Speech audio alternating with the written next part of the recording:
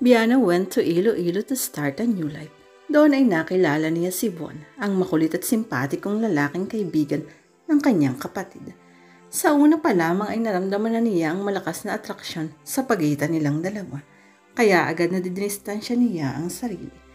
Ngunit habang lumalayo si Biana, lalo namang lumalapit si Von, at desidido ang lalaking muling iparamdam sa dalaga ang pag-ibig na kinatatakutan ni Biana, kahit ang kapalit ng pagkabigo ng isang pangarap na imposibleng magkatotoo kapag si Biana ang pinakasalan nito. Ikinatigagal ni Biana ang balitang sumambulat sa kanya. Maang na napatitig siya kay Dr. Faye. Unti-unting tumakas ang luha sa kanyang mga mata. No, mahinang sabi at pumikit. God, no.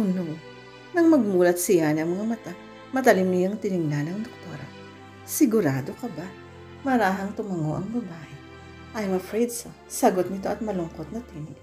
We found out that there was an internal bleeding when we operated on you. At ikinalulungkot kong sabihing labis na naapektuhan ang iyong ovaries kaya kinailangang tanggalin ng mga iyon. Bakit ngayon mo lang sinabi sa akin? Umiiyak na tanong niyang halos mag-hysteria. Why didn't anybody tell me before? You're a fighter, Biana, in mind and in body, but you needed every ounce of your strength to stay alive. Had I told you while you were still in the hospital, it might have broken your spirit. Ganon din ang naging palagay ng mga magulang mo.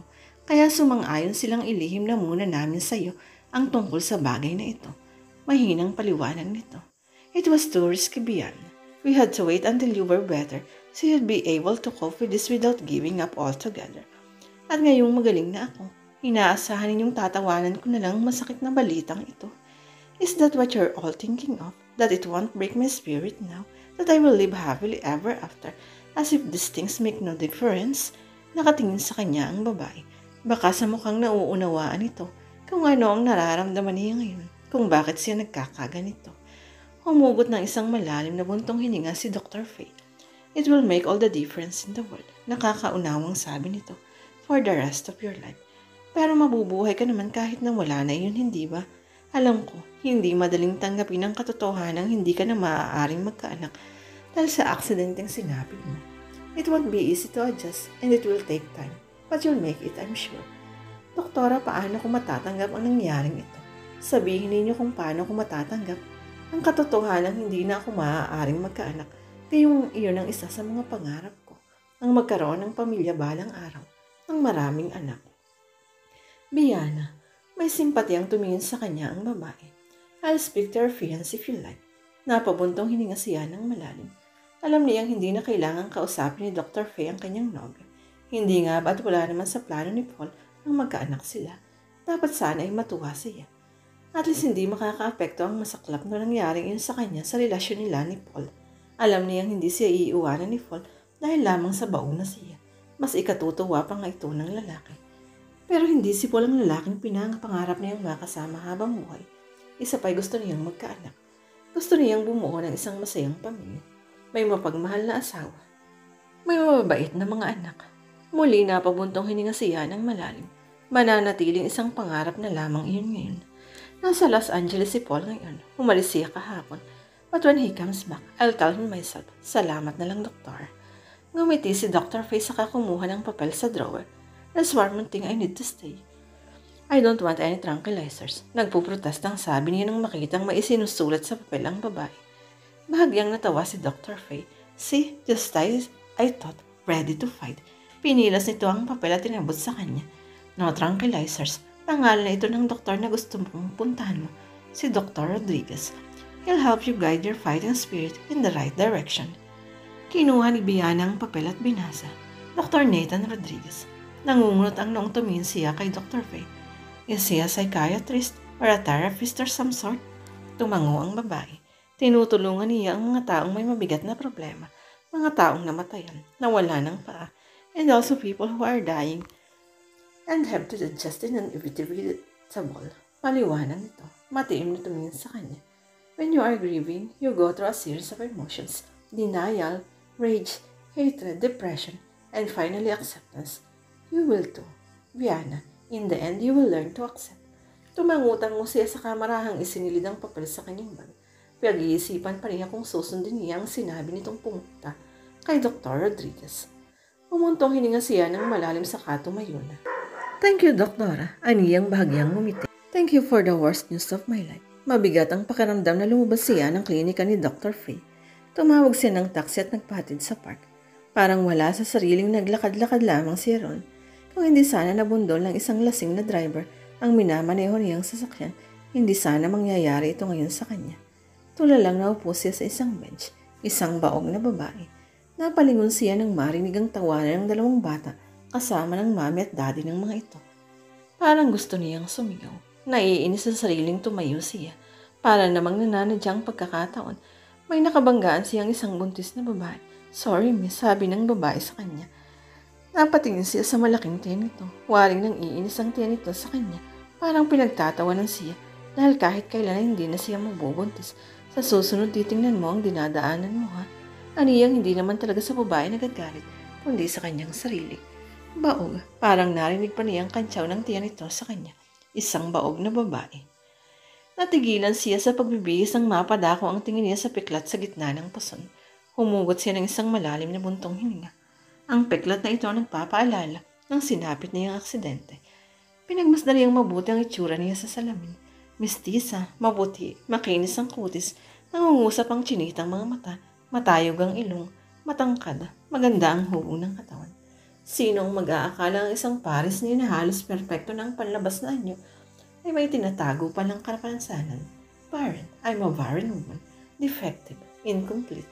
Muli na namang pumatak ang mga luha sa kanyang pisngi. Paano pa ba siya makakapamuhay ng normal, gayong punong-puno ng takot ang kanyang dibdib? May pait sa mga labing hinimas niya ang kanyang flat na tiyan, flat forever.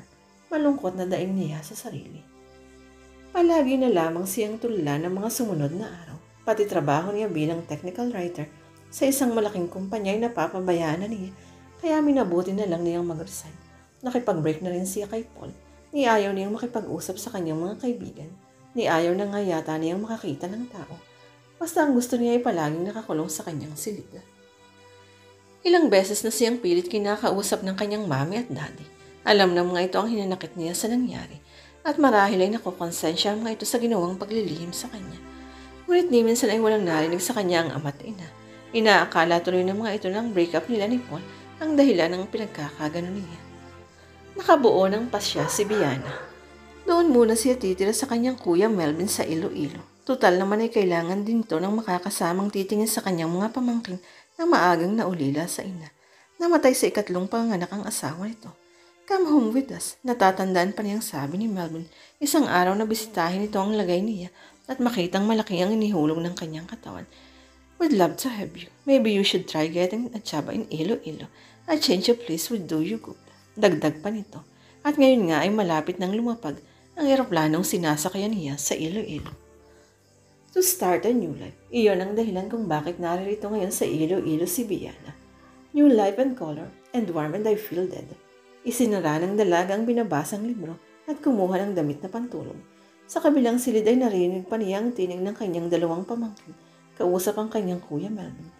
Daddy, ano po bang nangyayari kay Auntie Biana? Is she going to die like my mommy? Worried na tanaw ng 6-year-old na si Ika. No, Auntie Biana is going to die like your mommy. She's just a little tired. Kaya huwag ninyo siyang bibigyan ng sakit ng ulo ha. Sige, puntahan niyo na siya sa kwarto niya at mag-good night kiss kayo. Daddy, totoo po bang dito natitira si Auntie Biana? Hindi na po ba siya babalik sa Maynila? Pinayagan na po ba siya ni Lola na dito tumira? Tanong naman ng 8 years old na si Jerome. Kapag good girl at good boy kayo, sige na. Mag-good night na kayo sa Auntie Biana niyo. Nagilty tuloy ang dalaga. Heto siya parang isang patay habang ang mga nasa paligid niya ay alalang-alala sa kanya. Lalo na ang kanyang mga pamangkin na hanggang ngayon ay hindi pa rin nakakalimutan ang pagkamatay ng ina. I'm not going to die. Pangako niya sa dalawang bata. I'm not sick, but just a little tired and upset. Sa mawang takot at pag-aalala sa anyo ng mga ito ang nagbigay sa kanya ng bagong pag-asa. A spark of feeling, a glimmer of life. Promise, Auntie Biana, paghingi ng assurance ni Ika sa kanya. Promise, my little princess. Aniyang hinalikan sa ilong ang batang babae. Manong Jerome, narinig mo, walang sakit. Si Auntie Biana, tuwang-tuwang sabi ni Ika sa kapatid. Sabi ko naman sa iyo eh. Nakangiting sabi ni Jerome sa katumingin kay Biana. Auntie Biana, are you really going to stay here? Hindi ko pa alam. Please, Auntie Biana, please. Para naman kahit wala na si Mami. At least meron kaming auntie, si Ika. At saka, Auntie, gusto naming makilala mo si Tito Von, yung kaibigan ni Daddy. Ang bait niya, Auntie. Palagi niya kaming dinadala ng pasalubong. Dito siya nag-o-office, sa extension ng bahay namin. You should meet him, Auntie Biana. Auntie Biana, ipinasyal niya kami sa Disneyland kasama si Mami at Daddy. Pero di ba buntis si Mami? Bawal ang sobrang mapagod.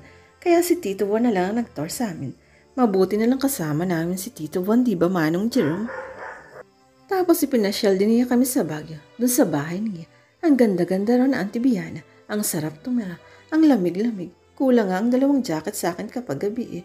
Tapos ayoko rin maligo roon kasi giniginaw ako. Enjoy na enjoy kami ron, hindi ba Manong?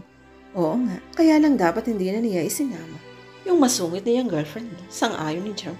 Break na raw sila, hindi ba? Ani Ika. Auntie Biana, ano po bang ibig sabihin ng break? Nasaan yun ito ang kainosentahan? Natatawang ginulo niya ang buhok ng pamakin. Kayo talaga, pati ang girlfriend ng Tito Von ninyo ay pinagdidiskitahan niyo. Magikik si Ika. Auntie, hindi naman Don ang pangalan ni Tito eh. Von, hindi Don. Ang yaman ni Tito Von, Auntie. Ang laki-laki ng rancho nila sa Tarlac.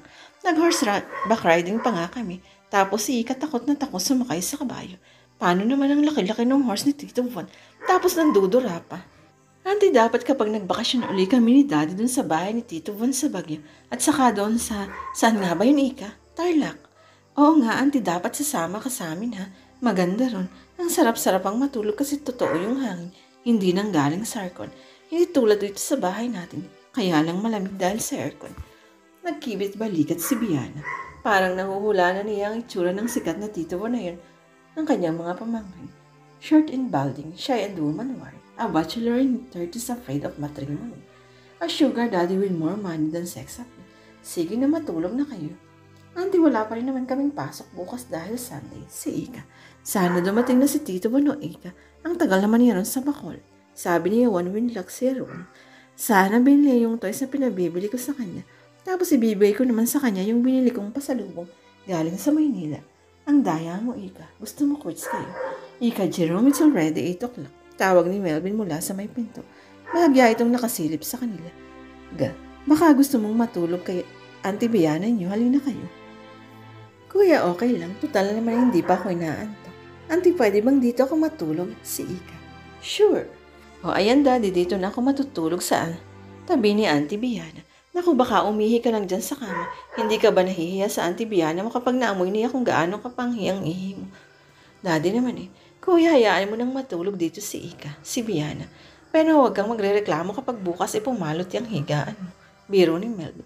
Kumindat pa ito sa kanya. Tumawa ng malakas si Jerome. Auntie, masusuka ka sa palot ng ihi ni Ika. Auntie, inaaway ako ni Manong Jerome at ni Daddy. Nag-iimbita ang mga biyanan ko sa kanila. Birthday kasi ni Rap, yung eldest brother ni Jen. Natatandaan mo pa ba siya? Sabi ni Melvin isang umaga na nag-aagahan sila. Tumango si Biana. Akala ko ba'y nasa States yun? Matagal lang narito sa Pilipinas yun. Ngayon nga lang nagpakita kay na Mami dahil nahihiya.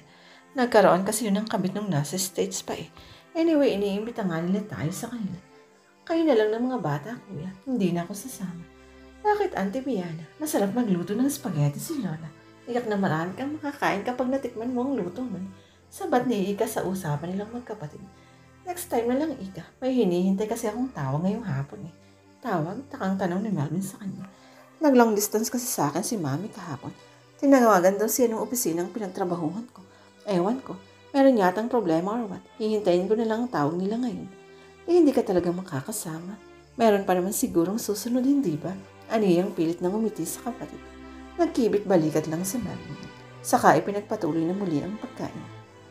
Katatapos lang niyang maligo nang makaramdam siya ng mga yabag sa may sala.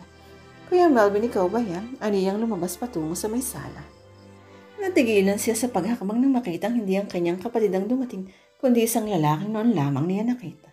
Nakaupo ito, nakataas sa mga paa. Ang kamay ay may hawak na isang tasa habang ang mga mata nito ay matiim na nakatingin sa kanya. Iyong klase ng tingin na nanonood sa bawat himaymay ng kanyang kalamnan. Sino ba ang lalaking ito at komportableng nakaupo sa kanilang living room na parang hindi bisita? Natatakot siya sa isiping baka masamang taong lalaking estranghero, and yet hindi nakaligtas sa kanyang mga mata ang napakagwapong mukha nito. Kung hindi nga lamang dahil sa kulay ng buhok At balat nito ay iisipin niyang si Brad Pitt ang nasa harapan niya ngayon. Ngumiti ito at bagyang itinas ang hawak na tasa. Howdy ma'am, halos panas lamang nasabi nito sa kanya. Saka mabilis na nilagok ang laman ng tasa. Sino ka? Anong ginagawa mo rito?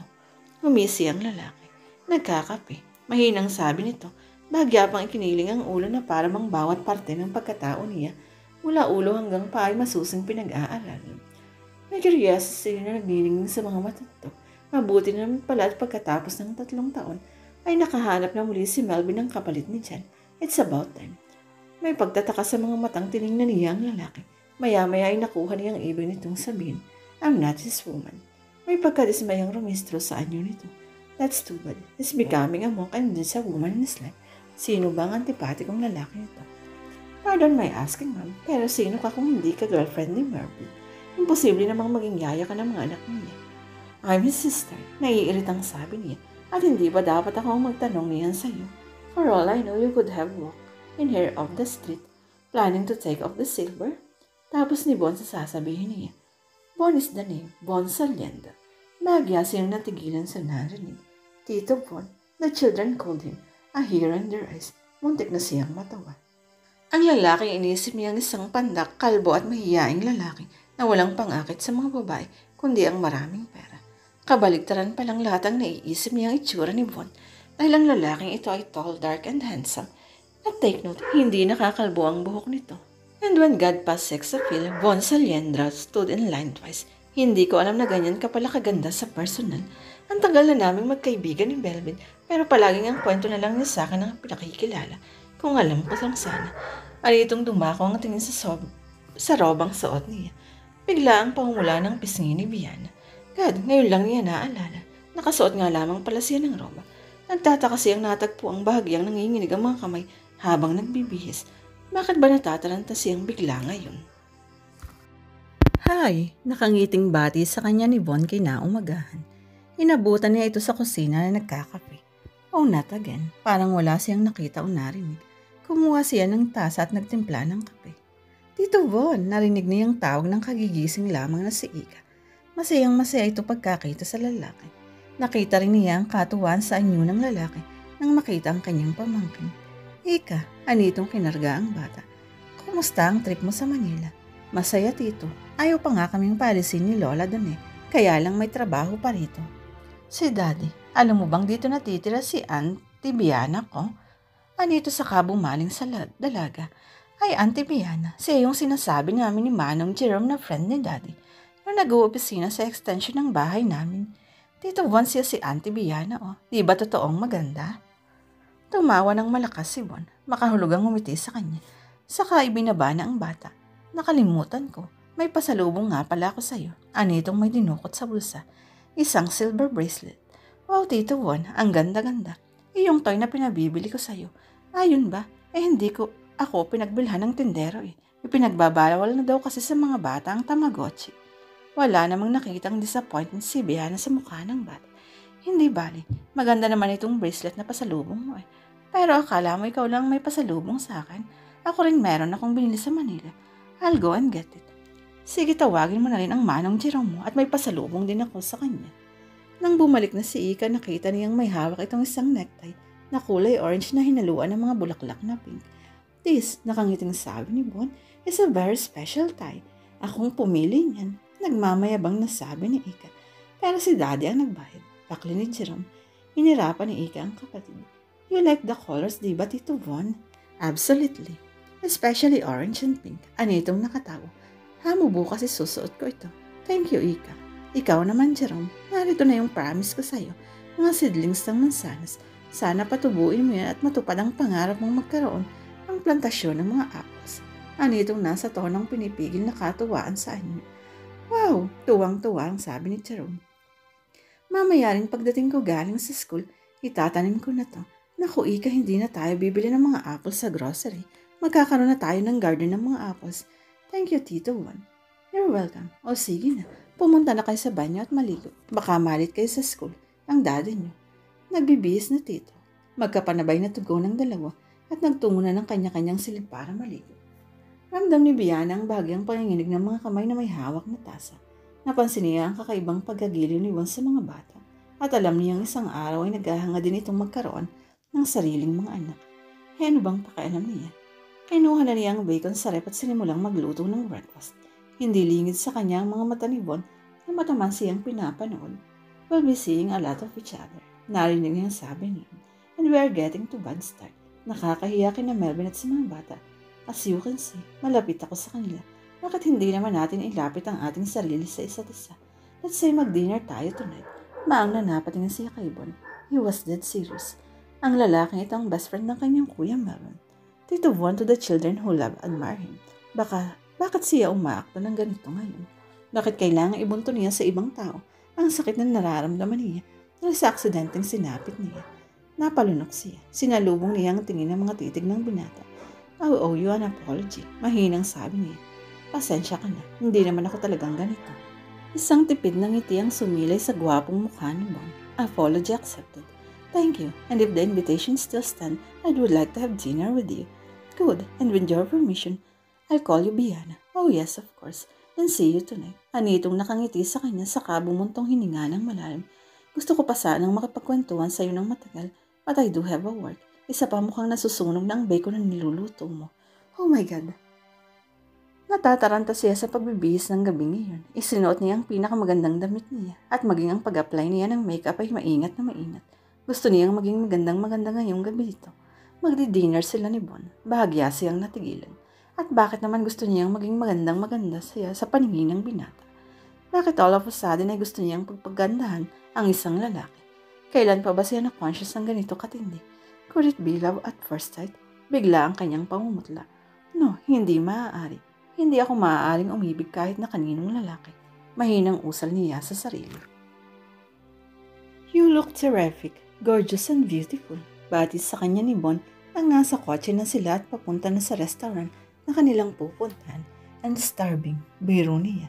Any particular preference? Tanong ni Bon sa kanya. We have every imaginable kind of restaurant in this area. Japanese, Indian, Mexican, Ilonggo, name it. Siyempre ang gusto kong matikman ay ang masarap na pagkain ng mga Ilonggo. Then sa Westport tayo pupunta. Sigurado akong mag-enjoy ka sa mga pagkain doon.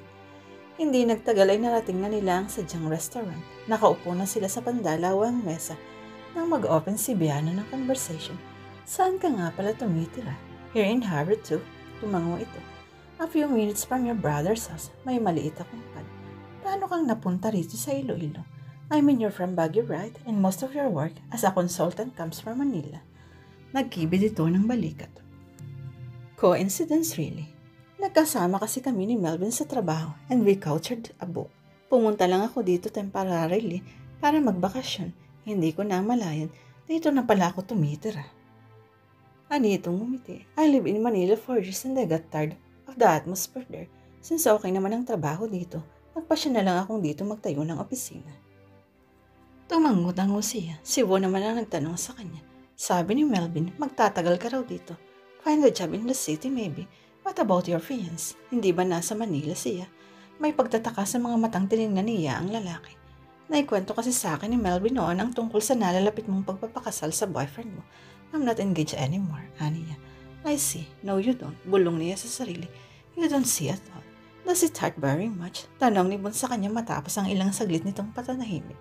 No, mahinang sagot niya. Parang sa sarili lamang niya sinasabi, I never really love him.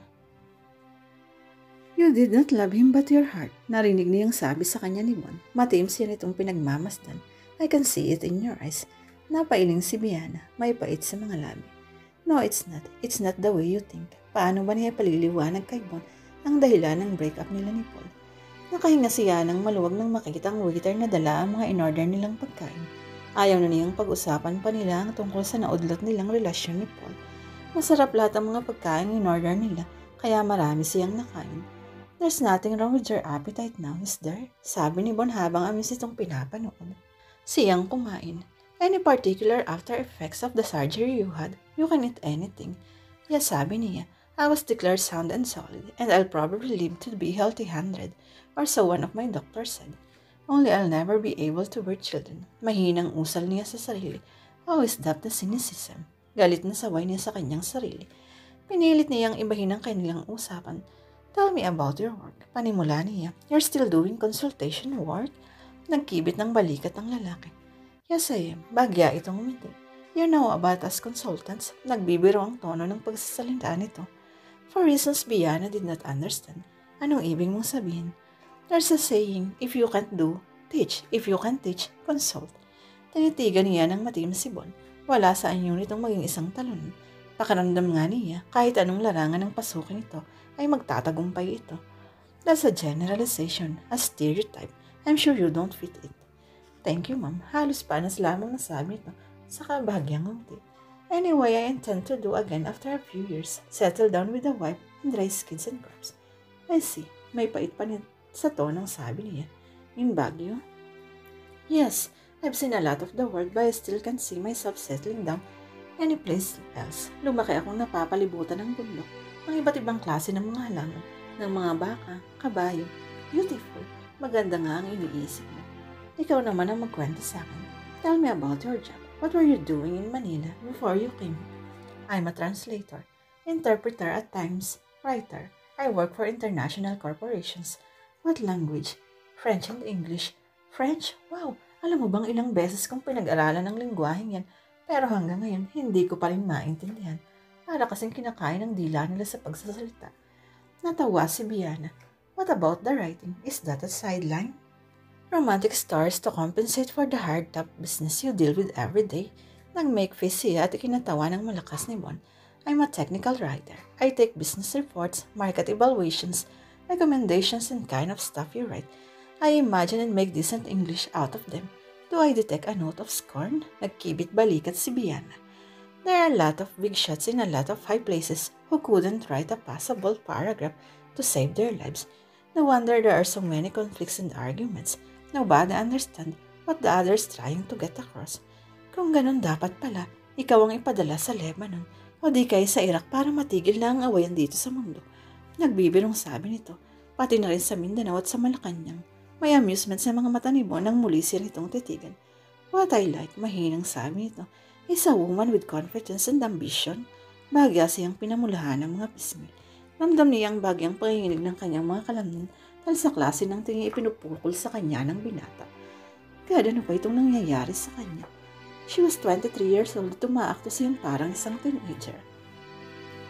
Wala nito nang inihatid na siya sa bahay. What do you think? Did the meal establish a peaceful relationship between the favorite aunt and the favorite tito? Natawa siya.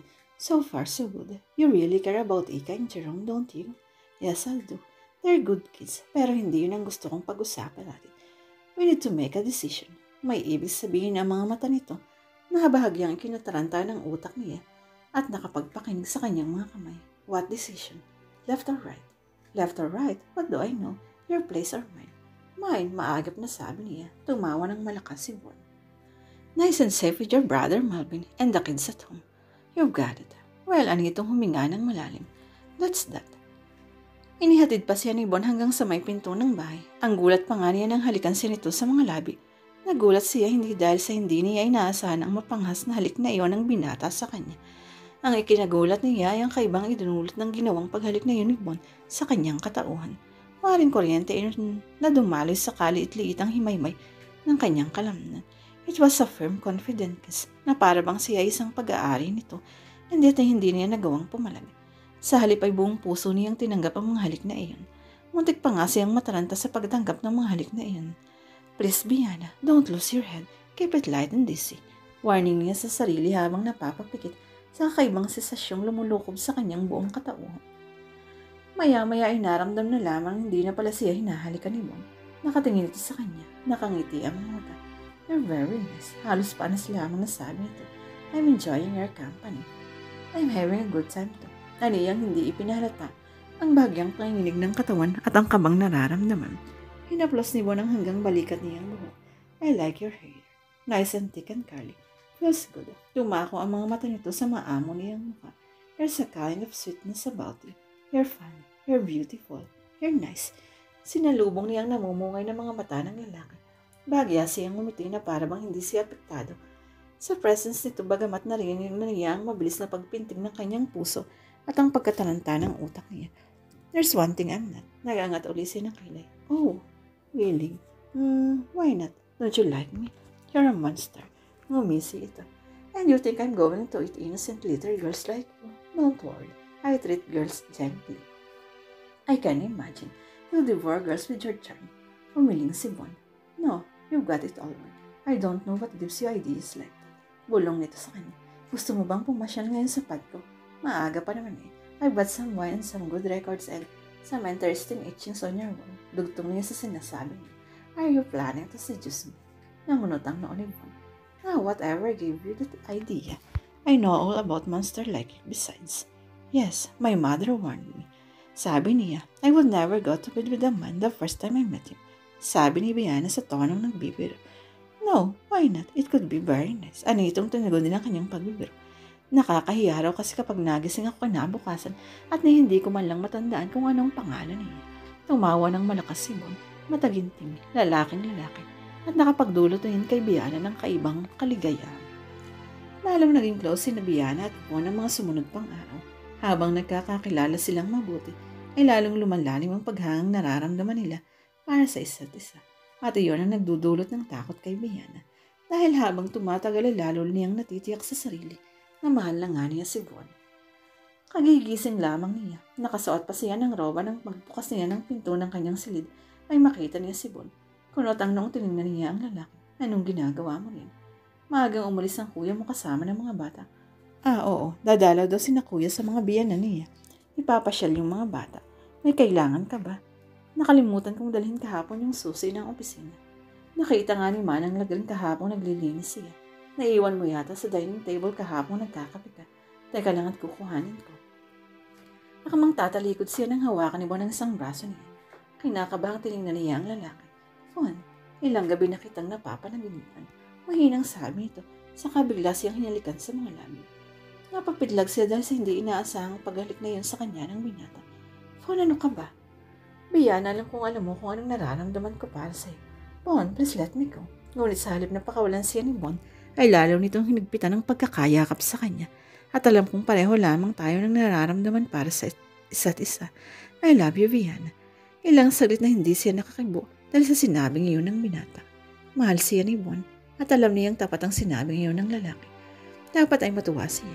Hindi nga ba't yun din ang nararamdaman niya para kay Bon. Bon, please, bitiwan mo ko. Hindi ko gusto ang iniisip mo. Ayoko ng commitment, please. Maang natinitigan siya ni Bon. Hinayaan na itong makawala siya sa mahigpit na pagkakahawak nito. Napatungo siya, saka humugot ng isang malalim na hinga. Ang totoo ay gusto rin kita, Bon. Mahinang sabi niya sa binata. Nagliwanag ang mukha ni Bon, pero hanggang doon lang muna. Ayoko ng commitment. Hindi pa ako handa. Tumilim ang anyo ng binata. Nawala ang ngiti sa mga labi. May pagtataka sa anyo ng titigan siya. Okay na sa akin ang ganito.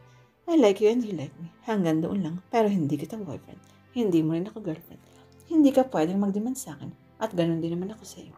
Hindi kita maintindihan. 90s na ngayon. Hindi na usong seryosong relasyon. Kaya ang gusto mo ay maglaro tayo, ganun ba? Matigas na tanong nito.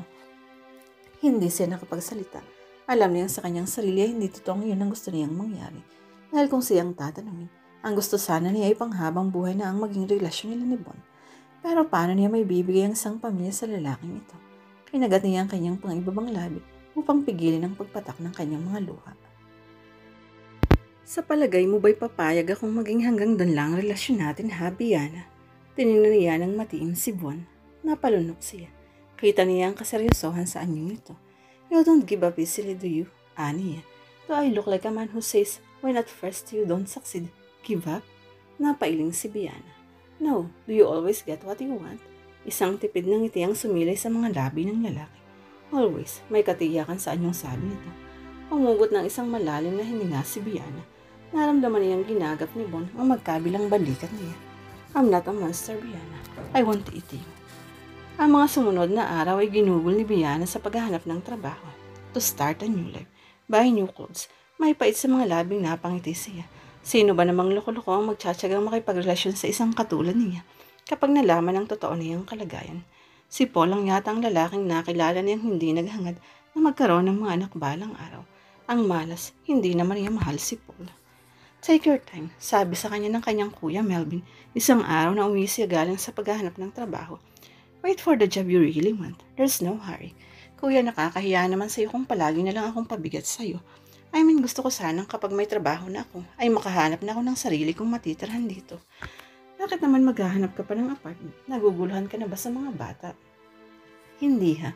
Gustong gusto ko nga sila eh. Kaya lang syempre nakakahiya sa mga biyanan mo. Baka kung ano pang sabihin ng mga iyon. Don't you worry. Mababait ang mga biyanan ko. Besides para ano pa at naging big brother mo ako. We likes you having her sis. It's nice for the kids too. Mahal na mahal ka nila, Biana. Pagbibigay sa kanya ng assurance ni Melvin. At mahal-mahal ko rin sila kuya. At salamat for being there always. Tinapik siya sa balikat ng kapatid. Basta may kailangan ka, huwag kang mahiyang lumapit sa akin ha. Yup, and thanks again. Nananaginip siya. Napapanaginipan niyang hinahabol daw siya ni Bon. Ang bilis-bilis na raw niyang tumakbo. Kaya kahit anong gawin niya, ay hindi pa rin niya maabutan si Bon. Hanggang sumapagod na raw siya sa pagtagpo, kaya saglit siyang huminto.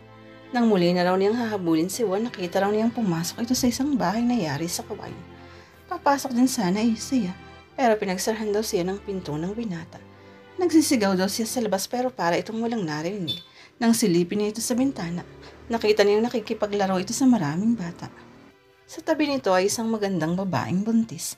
Naghahalikan daw ang dalawa na parang mag-asawa. Ang sakit-sakit sa kanya niyon kaya iyak daw siya ng iyak.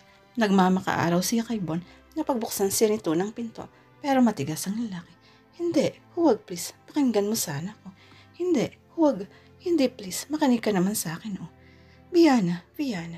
Nagising siya at nagtataka siyang nasumpungan ng kanyang kapatid na nakaupo sa tabi ng kama niya. Bakasang matinding pag-aalala sa anyo. Kuya Melvin, narinig kong umiiyak ka kaya bigla akong napatakbo rito. Ano bang napanaginipan mo? Umiling siya. Hindi ko na matandaan.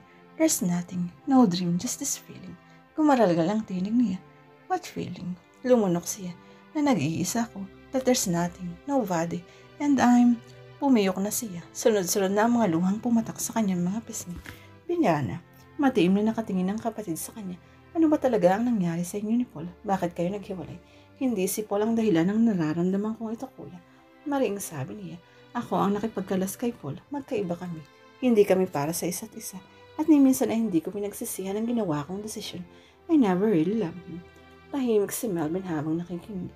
Waring tinatansya ang katotohanan sa bawat binibitiwan ng isang salita. At alam niyang inaakala nitong defense mechanism lamang niyang sinasabi niya ngayon. Ang buong akala talaga ng kanyang kapatid ay si Paul ang dahilan ng kalungkutan niya, ng emptiness na nararamdaman niya ngayon. Kung alam lang sana nito ang totoong dahilan. Huminga siya ng malamig, saka kumuha ng tissue paper at suminga roon. I'm sorry kung nagising kita. I'm alright now, really. Tinignan siya ni Melvin, nasaan niyo ang matinding pag-alala. Remember, you're not alone, Biana. Mahinang sabi niya sa kanya. You have a family and we love you. We care about you. Alam ko. Aniyang ginagapang isang kamay ng lalaki. Thank you. Muling pumiyok ang kanyang tinig. I love you too. Kapag handa ka nang sabihin sa akin kung anong bumabagay pa sa'yo, I'll be here. That's what big brothers are for. Remember.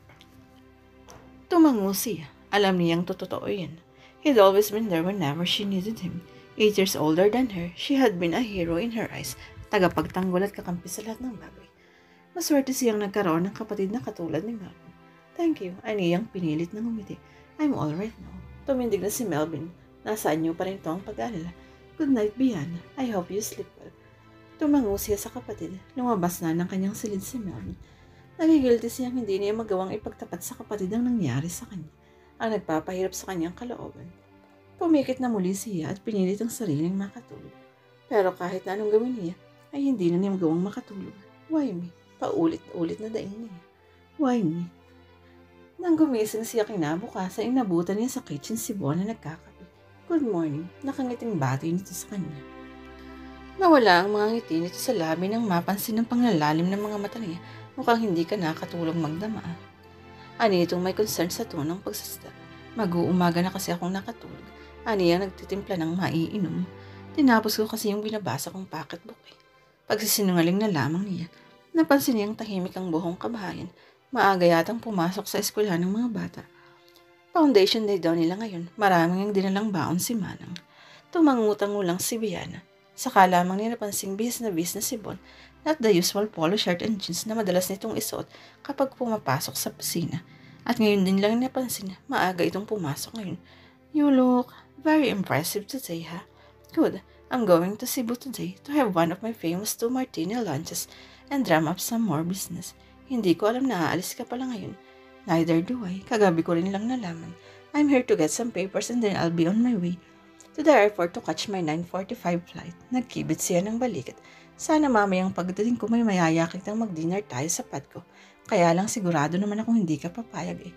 Why don't you try me? Naghahamong sabi niya. Namumungay ang mga mata. Hinaplos nito ang mukha niya. I like you. Mahinang sabi nito. You're beautiful. I love your hair, your eyes, your nose, and tumigil ang mga mata to sa mga labi niya. I love those warm lips. Para bang nag-aanyayang halikan ko. And you're soft round. Nangingiting lumayo si Biana sa lalaki. You've got it. I'll have dinner with you tonight in your father. Yes, tuwang-tuwang sabi ni Bon. Napailing si Biana. You're irresistible, aren't you? So are you. It's only 7 in the morning, Bon. I know, yung sabi ni Bon. Kumindat pa ito sa kanya. I'm better at night. With the help of candlelight, wine and music, nagbibiro ng tugon niya. Right, how about it? Loko-loko. Natatawang sabi niya. Sumilay ang isang tipid ng ngiti sa mga labi ng lalaki. Excited na si Biana kinagabihan. First time niyang magtutungo sa pad ni Bon. Magkahalong kaba at takot ang nararamdaman niya. What if mawala na siya ng kontrol sa kanyang sarili at ang gumana na lamang sa kanya yung puso? What if tuluyan na siyang matangay sa nararamdaman niya para kay Bon? Paano na ang pinakaiiwas-iwasan niyang commitment? Bahala na. Basta sa ngayon ang mahalaga yung magkasama silang ni Bon. Come what may, hindi na muna naiisipin ang bukas. Ang mahalaga ay ngayon. Ang kasalukuyan, saka na muna siya mag-iisip. 9 o'clock ng gabi ay naroon na sa kanila si Bon. Sinusundi siya. Umalis ang kanyang kuya Melvin kasama ang mga bata, kaya nagbili na lamang siya sa maid na lalabas siya, kasama si Bon. Maganda ang bachelor's pad ng pinata. Kakaunti lamang ang mga gamit, pero halatang mamahalin lahat. May isang fully furnished mini kitchen, may leather couch, salas at isang malaki-laking abstract painting sa wall. Napansin din niyang mayroon itong koleksyon ng iba't ibang klase ng libro at magazines. I love this place, humahangang sabi ni Biana. It looks so lived in. Pagtatapos ni Bon sa sasabihin niya. Napangiti siya. Yes, for some reason, I don't expect men to make much of their surroundings. I spend half of my life in hotel rooms. I don't need to come home for one. Ikaw ba yung naglilinis dito? May tagapaglinis na pumupunta rito once a week. For the rest, I manage nicely on my own. Anitong nagtungo sa bar table para kumuha ng maiinom. Inuksan niyo ng binata at iniabot sa kanya. Now if you'll excuse me for a minute, I'll get out of this suit and put on something a little more comfortable. Anitong kinalas na ang necktie. Tatawagan ko na rin si Melvin para ipalam na narito kakasama ko. Ano kaya ang sasabihin ni Bon sa kapatid niya? Bulong niya sa sarili habang sinusundan ng tingin ang paalis na binata. I've lured your sister home. Expect her back tonight. Tell me about your day in Cebu. How many martinis at lunch? Aniyan ang matapos silang mag-dinner at ngayon ay nanonood na sila ng TV. Actually, I had only one. Isang baso ng alak sa isang araw. Tama na sa akin. Umisi ito sa kanya. I like my brain clear when I'm working. I like to accomplish what I set out to accomplish.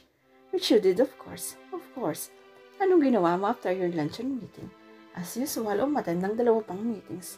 Tumangutang mo siya. Ramdam niyang namumong tensyon sa pagitan nila. At kwento mo nga yung buhay mo sa Baguio, your family, the ranch. Mataim siya nitong tinitigan. May ngiti sa mga labi. Alam mong hindi yan ang gusto kong pag-usapan natin. What do you want to talk about? You, anitong pinaglandas ang tingin sa kabuuan niya.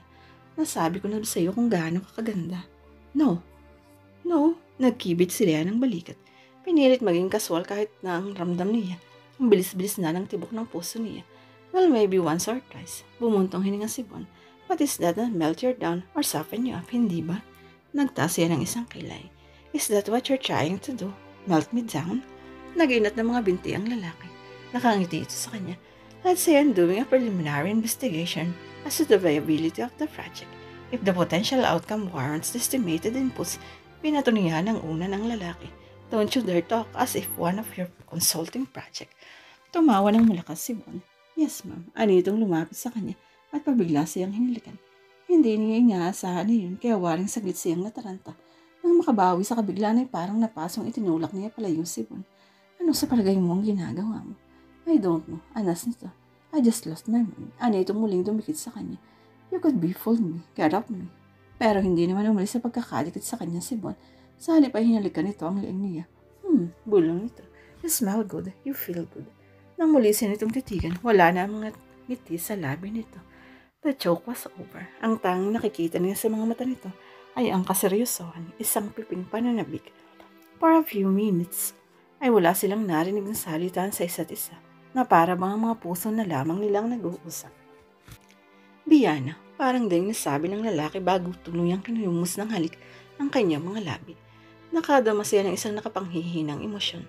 Voluntaryong umakyat sa liig ni Buwan ang mga kamay niya. Kusang bumuka ang kanyang mga labi na tumanggap sa init ng halik nito. Minsan man ay hindi pa niya nada makaipol ang ganitong nakakataranta, nakakabaliw at nakakakuryenteng pakaramdam. Lahat ng isipin ay kusang lumipad sa utak niya. Ang tanging gising sa kanyang kamalayan ay isang sensasyong dinudulot ng ginagawang paghalik na iyon sa kanya ni Von. Kay tagal na naglapat ng kanilang mga labi, ng kanilang mga katawan, tangay na tangay siya sa emosyong hindi na niya mapigil. Nanginginig ang kanyang katawan nang tumigil si Von sa paghalik sa kanya. Pinanatili nito ang mahigpit na pagkakayakap sa kanyang katawan. I wanted to do this ever since we met. Touch you and hold you. Tumingin ito sa kanya. Namumungay ang mga mata. Alam mo ba kung ano ang gusto kong gawin sa'yo? I'd like you to take your clothes off. Look at you, kiss you and over and make love to you. Biglaan ka bang naramdaman niya? Kaya ito na nga ba ang kinatatakutan niya? I'll get us a cup of coffee. Umiiwas na sabi niya lamang niya. Tell me about your ex-fiance, sabi ni Bon. Ano bang klaseng lalaki? Ikinagulat niya ang tanong na iyon ng binata. Napalunok siya. Saglit na nag-isip ng tungkol kay Paul. He's playing golf a lot. Ano yung walang maalala tungkol sa dating nobyo? Why did he break your engagement? He didn't. Nag-uobserba ang mga mata ni Bon. Naghihintay ng sasabihin niya. We weren't engaged very long. We weren't turned into one another very well. Emotionally, I mean. Natahiling tahimik si Bon. It was a mistake. Nakalimutan mo na ba siya? Tumango si Biana. Hindi ka maniniwala, pero para akong nakahinga ng maluwag nang matapos na sa amin ang relasyon. Sa simula pa lang ng aming relasyon, alam kong hindi kami ang para sa isa't isa. Wala nga lamang akong lakas ng loob noon na makipagkalas sa kanya, kaya hinayaan ko na lang muna. I thought you went into depression after your engagement was broken. Nangunot ang noo niya. Si Kuya Melvin ba nagsabi niyan sa'yo? Inilapag ni Buwan ang hawak na tasa sa mesa, saka matim itong tumingin sa kanya. Biyana kung hindi ang lecheng engagement ninyong lalaking iyon ang dahilan ng kalituhan at depresyong nararamdaman mo ngayon. Ano? Bakit hindi mo magawang sabihin sa akin? Parang may bumara sa kanyang lalamunan. Hindi siya makapagsalita. Can't you tell me please? Napatungo siya. It was everything. Mahinang sabi niya. My whole life. Nagsimula nang gumaralgal ang kanyang boses. Delayed reaction siguro ng aksidenteng nangyari sa akin. I have to make changes, put everything behind me and start over. That's why I'm here. Tumigil siya sa pagsasalita. Tumingin kay Bon. Bakit ba gusto mo pang malaman? Dahil mahalaga. Pansamantala itong nanahimik. Nang muli itong magsalita, nanunodyo ang mga mata nito. After all, a man wants to know that the woman in his arms is not secretly pining for another man. Paiwas na sabi nito. Alam nitong may mas malalim pang issue siyang hindi ipinagtatapat. I'll set your heart at rest. I'm not pining for fault or anyone else for that matter. Aniyang sinalubong ang nanunuot na titig ng binata. My mind and body are in perfect harmony. Wait a minute. Mahinang sabi nito. How is seducing home? Maang na tinignan niya ang lalaki. No ba is seducing anybody? Sa palagay ko dapat na akong umuwi. It's getting late. Aniyang akmang tatayo na. Pero maagap siyang napigilan sa braso ni Bon. Muli tilang umati na nanunodyo ang binata. I'm going home. Pinilit niyang huwag ipahalata ang kabang nararamdaman niya. Natatakot ka ba sa akin? Hindi. Sinungaling. Hindi siya nagsalita. Sa halip ay hinila niya ang siko niyang hawak ni Bon. Saka mabilis nang tumayo at kinuha ang clutch bang niyang nakapatong sa mesa. Natatawang inalalayan na lamang siya ni Bon patungo sa kotse nito. Wala naman sa anyo nito ang disappointment dahil sa pagmamadali niyang makauwi. Pero wala rin siyang mabasang reaksyon sa anyo nito. At iyon ang lalong nakapagpalito sa kanya. Pero ano nga ba talagang gusto niyang mangyari? A light-hearted little romance? But they were grown people. Besides, hindi ang tipo ni Bon ang lalaking kontento na lamang with kissing on the couch and flirting in the car. Malayo na ang tinatakbo ng sasakyan nilang biglang huminto si Bon sa pagmamaneho. Well, guess what? Now what? A dream come true. Muli tilang umiti nang nanunodyo ang mga mata ng lalaki. Biana, girl, there's no escape. You'll have to spend the night with me. Nang nanapatingin siya kay Bon. Isinenyas nito ang malaking troso na nakaharang sa daan. Bukas pa siguro tatanggalin yan. Asyukan sinatutulog ng mga tao rito. Hindi naman kasi ito national road. Kaya wala nang nag-accept ang asikasuhin yan ngayon. Saan ang galing ang trosong yan?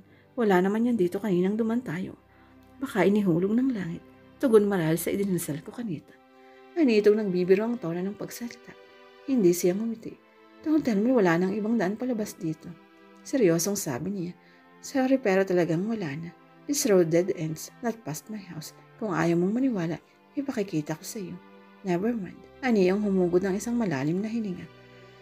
Hindi kaya ikaw may kagagawa ng lahat ng ito? Tumawa ng malakas si Von. Hindi nga kaya, You think this is funny, don't you? Naiirita ng sabi niya. Yes, ma'am. Panas ang sagot nito. Saka muling binuhay ang makina ng kotse at nagsimulang umatras. Hindi pa man ay sunod-sunod na ang kabang nararamdaman ni Biana. Dear God, tulungan mo po ako mapanatili ang sanity sa utak ko. Nang makabalik na sila sa bahay ng lalaki, ay tinawagan ni Bon si Melvin para ipaalam dito ang nangyari. Sa palagay mo ba ay maniniwala sa iyo ang kapatid ko? Nagkibit balikat si Bon. Does it matter? You're a big girl. Ang mahalaga ay malaman niyang hindi ka sa kalsada matutulog ngayong gabi. Sabi nito, saka nagtungo sa stereo at nagpatugtog. It might be you. Isa sa paborito niyang awitin ni Stephen Bishop. Would you like to dance? Anitong lumapit na muli sa kanya. Nakalahad ang isang kamay. Hindi siya agad nakakibo. Maya-maya ay natatamang pinagbigyan niya ang kapritsyo ng lalaki. Naglapat ang kanilang katawan. Ramdam-ramdam niya ang tensyong nakapagitan sa kanilang dalawa, kaya ang bilis-bilis ng tibok ng puso niya. Magyapang nanginginig ang kanyang mga tuhod. Biana, bulong ni Juan sa kanya. Alam mo ba ang palagi kitang napapanaginipan? Nakapagtataka dahil ngayon lang nangyaring na naginip ako ng isang babae. At alam mo ba kung anong ibig sabihin niyon? Hindi siya sumagot. Marahang hinawakan ni Juan ang baba niya at itinaas paharap dito. Pumikit siya. Natatakot siyang ipagkanulo ng kanyang mga mata ang nararamdaman niya para sa binata. Look at me, Biana. Umiling siya. Ano bang nangyayari sa iyo? Hindi ko alam. Mahinang sagot niya. Pakiramdam niya ay may kanong bagay ang bumara sa kanyang lalamunan. Natatakot ka ba sa akin? Umiling siya. I will never hurt you, Biana. Please trust me. Hindi siya kumibo. Please, Biana, stop running away from the truth. Alam mo kung anong ibig kong sabihin. Nararamdaman mo. Nararamdaman ko. No, nakita niya ang pagdidilim ng anyo nito. Stop pretending, Biana. Nangunot ang noo niya. You've been playing the role of a light-hearted, seductive little friend, and you're not, Biana. I know you're not. Natigilan siya. Hindi niya magawang tumingin ng diretso kayo. Hindi ikaw ang tipo ng babaeng niloloko, Biana. You're the kind of girl a man falls in love with. Napalunok siya. God, ang sarap-sarap marinig ng sinabing iyon ni Von sa kanya. Pero iibigin pa kaya siya nito kapag nalaman ito ang lihim niya. Don't what? Fall in love with me. Maang na napatingin sa kanya si Von. May pagtataka sa anyo nito. Maya-maya ay napailing ito. Yan na yata ang pinakagagong request na narinig ko sa buong buhay ko. Sabihin mo nga sa akin, ano bang problema kung umibig man ako sa iyo? Hindi siya nakapagsalita. Ano bang isasagot niya? Nagtatalo ang puso at utak niya. Hindi niya tinugon ang tanong na iyon ng lalaki. Sa halip ay kumawala siya sa mga bisig nito at naupo sa couch at umarting inaantok na. Saan ba ako matutulog? Inaantok na kasi ako. For God's sake, Biana, huwag mong ibahin ang usapan. Nangunot ang noo niya. Matiim na tumingin sa binata. Kung ano bang gusto mong ipaliwanag? Hindi mo ba nakukuha ang gusto kong iparating sa iyo? Ayoko ng commitment. Ayoko ng isang seryosyong relasyon. Hinawakan siya sa magkabilang balikat ni Bon. Alam kong hindi yan ang sinasabi ng puso mo, Biana. Bakit hindi mo ipagtapat sa akin ang totoong dahilan? Alam kong mahal mo rin ako. Ang ipinagtatataka ko lang sa iyo ay kung bakit ayaw mo ng commitment. Natatakot ka bang lokohin ko rin para sa ginawa sa iyo ni Paul? Ilang beses ko na bang sasabihin sa iyo na walang kinalaman ang naging relasyon ko kay Paul sa desisyon kong ito? Kung walang kinalaman ang lecheng Paul na yan dito, then bakit natatakot kang makipag-commit sa akin? Bakit, Biana? Bakit? Kung ipagtapat kaya niya sa lalaking ito ang totoong dahilan, magpumilit pa rin kaya itong makipagrelasyon sa kanya ngayon. Nakagat niya ang pang-ibabang labi. Biana, mahal kita. Mahal na mahal at sa'yo ko lang naramdaman ang ganito. Inaantok na ako, Von. Biana, please, Von. Magdamag siyang pinatulong ng naging pag-uusap nila ni Von. Hanggang kailan ba siya magkukunwari ng ganito? Hanggang kailan ba niya may tatago kay Von ang katotohanan? Nakagat niya ang pang-ibabang labi upang pigilin ang sariling mapaiyak. Ngayong natagpuan na niya ang lalaking sigurado siyang iniibig niya, ay saka naman dumating ang aksidenteng magiging isang bangungot niya sa kanya habang buhay. Nanonood ng TV sa sala si Melvin nang dumating siya buhat sa pag-grocery. Inilapag lang niya sa kusina ang pinamili. Saka mabigat ang katawang naupo siya sa salas. Nasa anyo niya ang isang piping kalungkutan. Nangunot ang noon ni Melvin nang mapagmasdan ang itsura niya. May problema ka ba? Parang nalugi ang mukha mo ah. Wala akong problema. Aniyang pinilit ng ngumiti. Huwag mo akong intindihin. Pero alam niyang hindi naniniwala sa kanya ang kapatid. Ako pa ba ang paglilihiman mo? Biya na kapatid mo ako. Sa tinagal na nating magkasama, kabisado ko na ang itsura ng mukha mo kapag may problema. Hindi siya agad nakakibo. Maya-maya ay bumuntong hisin niya siya ng malalim. Kuya, kung may problema man ako ngayon, siguro sa sarili ko na lang ang makakatulong na lumutas niyon. Lumunok muna siya saka nagpatuloy sa pagsasalita. Huwag kang mag-alala. Kaya ko to. Rihanna, it helps just talking about a problem. Hindi magandang sarilinin mo na lang ang problema mo. Ikaw rin baka mabulok yan, lalo pang lumala. Sabi nito sa tonong nagbibiro, pero bakas ang kaseryosohan sa anyo nito. I'm not ready to talk about it yet. Sabi niya, huwag kang mag-alala. Kaya ko naman ito. Amo kapag taglang hindi ko makaya, sasabihin ko sa iyo. Humugot ng isang malalim na hininga si Mami. Ikaw ang bahala. Hindi kita pipilitin.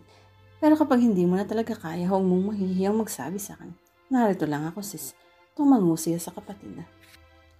Ilang sunod na araw na wala siyang ginawa kundi ang umiwas kay Buwan. At alam niyang nahahalata yun ng lalaki. Minsan ay hindi niya yata ito nakatis sa ginagawa niya. Hindi niya inaasahang kakabigin sa ito at kakausapin ng masinsinan. At wala na siyang pagkakataon para makaiwas pa. Na-corner na siya ng binata. Once and for all, tapusin na natin to. Nangunot ang noon niya. Matama niyang tinitigan ng kaharap at hindi siya aaaring magkamali. Nakita niya sa mga mata nito ang paghihirap ng kalooban. Para tuloy gusto niyang yakapin ng mahigpit si Von. Bigyan ng assurance na mahal din niya ito. In fact, mahal na mahal. Na kaya lamang niya pinipigilan ng damdaming mahalin ito ay dahil sa kalagayan niya ngayon. Pero paano nga ba niya pagtatapat sa lalaki ang katotohanan ng iyon? At sakaling malaman nga ni Juan na baog siya, ay hindi siya maaaring magkaanak. Kailanman, mamahalin pa kaya siya nito? Matatanggap kaya nito ang kapintasan niya? Mas mabuti nang masaktan siya ngayon, habang maaga pa, habang kaya pa niyang pigilin ang damdamin niya, habang may natitira pang sanity sa utak niya. Von, panimula niya. Kailangan pa niyang humugot ng isang malalim na hininga upang kumuha ng lakas. Gusto rin kita, pero hindi sapat ang nararamdaman kong ito para sabihing mahal kita. May bahid na kasinungaling ang sabi niya. Kitang-kita niya ang pagtiimbagan ni Juan at ang waring nanunuot ng mga titig nito sa kanya. Ramdam niya ang bahagyang panginginig ng kanyang buong kalamnan, kad hanggang kailan siya magsisinungaling sa lalaking ito. I'm sorry, Juan, hindi ko may bibigay ang relasyong hinihingi mo. Marasang paghawak ng binata sa kanyang mga balikat. So, lukuhan lang pala para sa iyo ang lahat, ganun ba? Na pagkatapos mo akong paibigin ay sasabihin mo sa akin huwag kitang mahalin, na para bang dali-daling gawin nun. Shit, hindi ko alam kung ano ang nandyan sa isip mo. Kung ano ba talaga ang gusto mong mangyari. Minsan kumikilos ka na para bang ako na ang pinakamagandang nangyari sa buhay mo. Na mahal mo ako. And yet heto ka, sinasabi mo huwag kitang mahalin na kesyo ayaw mo ng commitment. Ang labo mo. Hindi ko alam kung gusto mo lang akong paglaruan o gusto mo lang ipaghiganti sa lahat ng lalaki ang panlolokong ginawa sa'yo ng latching boyfriend mo noon. Walang kinalaman si Paul sa desisyon kong to. Aniyang hindi na mapigil ang sunod-sunod na pagdari ng mga luha. Kahit paano ba niya ipaiintindi kay Buwan ang pinagdaraanan niyang hirap ngayon? Paano ba niya sasabihin dito na higit pa sa nararamdaman to ang nararamdamang sakit ng kalooban niya? Matabang ang mga iting pinakawala ng lalaki. Walang kinalaman. Then bakit hindi mo magawang pagtiwalaan ako? Dahil ba ang balak mo lang sa akin ay ang paglaruan ako? Tulad sa ibang mga punyetang lalaki na nakilala mo. Napatungo siya.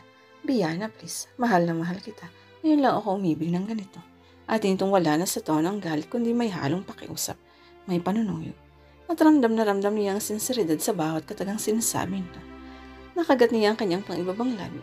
Tama bang malasap din ng lalaking ito ang tila isang bangungot na kinasapitan niya? Hindi ang isang tulad niyo ang karapat dapat sa pag-ibig niyon. Umiiyak na tumakbo siya sa kanyang silid. Tama lang siya na lamang magdusa sa aksidenteng sinapit niya. Hindi na kailangan pang madamay ng lalaking pinakamamahal niya. Buunang pa siya ko kuya. Babalik na ako sa Manila. Total naman ay okay na ako. Siguro naman itatanggapin pa rin ako ng dating pinagtatrabahuhan ko. Aniya habang nag-iimpake ng mga damit. Bakit naman biglang-bigla ang desisyon mo yun? Ang akala ko ba ay dito ka maghahanap ng trabaho? Takang-takang tanong ni Melvin sa kanya. Sa Maynila na lang kuya, namimiss ko na rin naman sina mami. Biana, may kinalaman ba si Juan sa biglang pag-uwi mo sa Manila? Matim na tanong ng kapatid sa kanya. Natigilan sila. Waring may bumara sa kanyang lalamunan. Hindi nila alam kung ano ang isasagot. Viana, kuya, kung ano man ang desisyon ko ngayon, sariling pasya ko ito. Walang kinalaman ng ibang tao rito. Viana, kapatid mo ko. Alam kong may kinalaman. Kuya, please, hayaan mo na lang muna kung bumalik sa Manila. Okay, pero sana kung ano man yung pinagpagpapagulo sa inyo yun ay matapos na.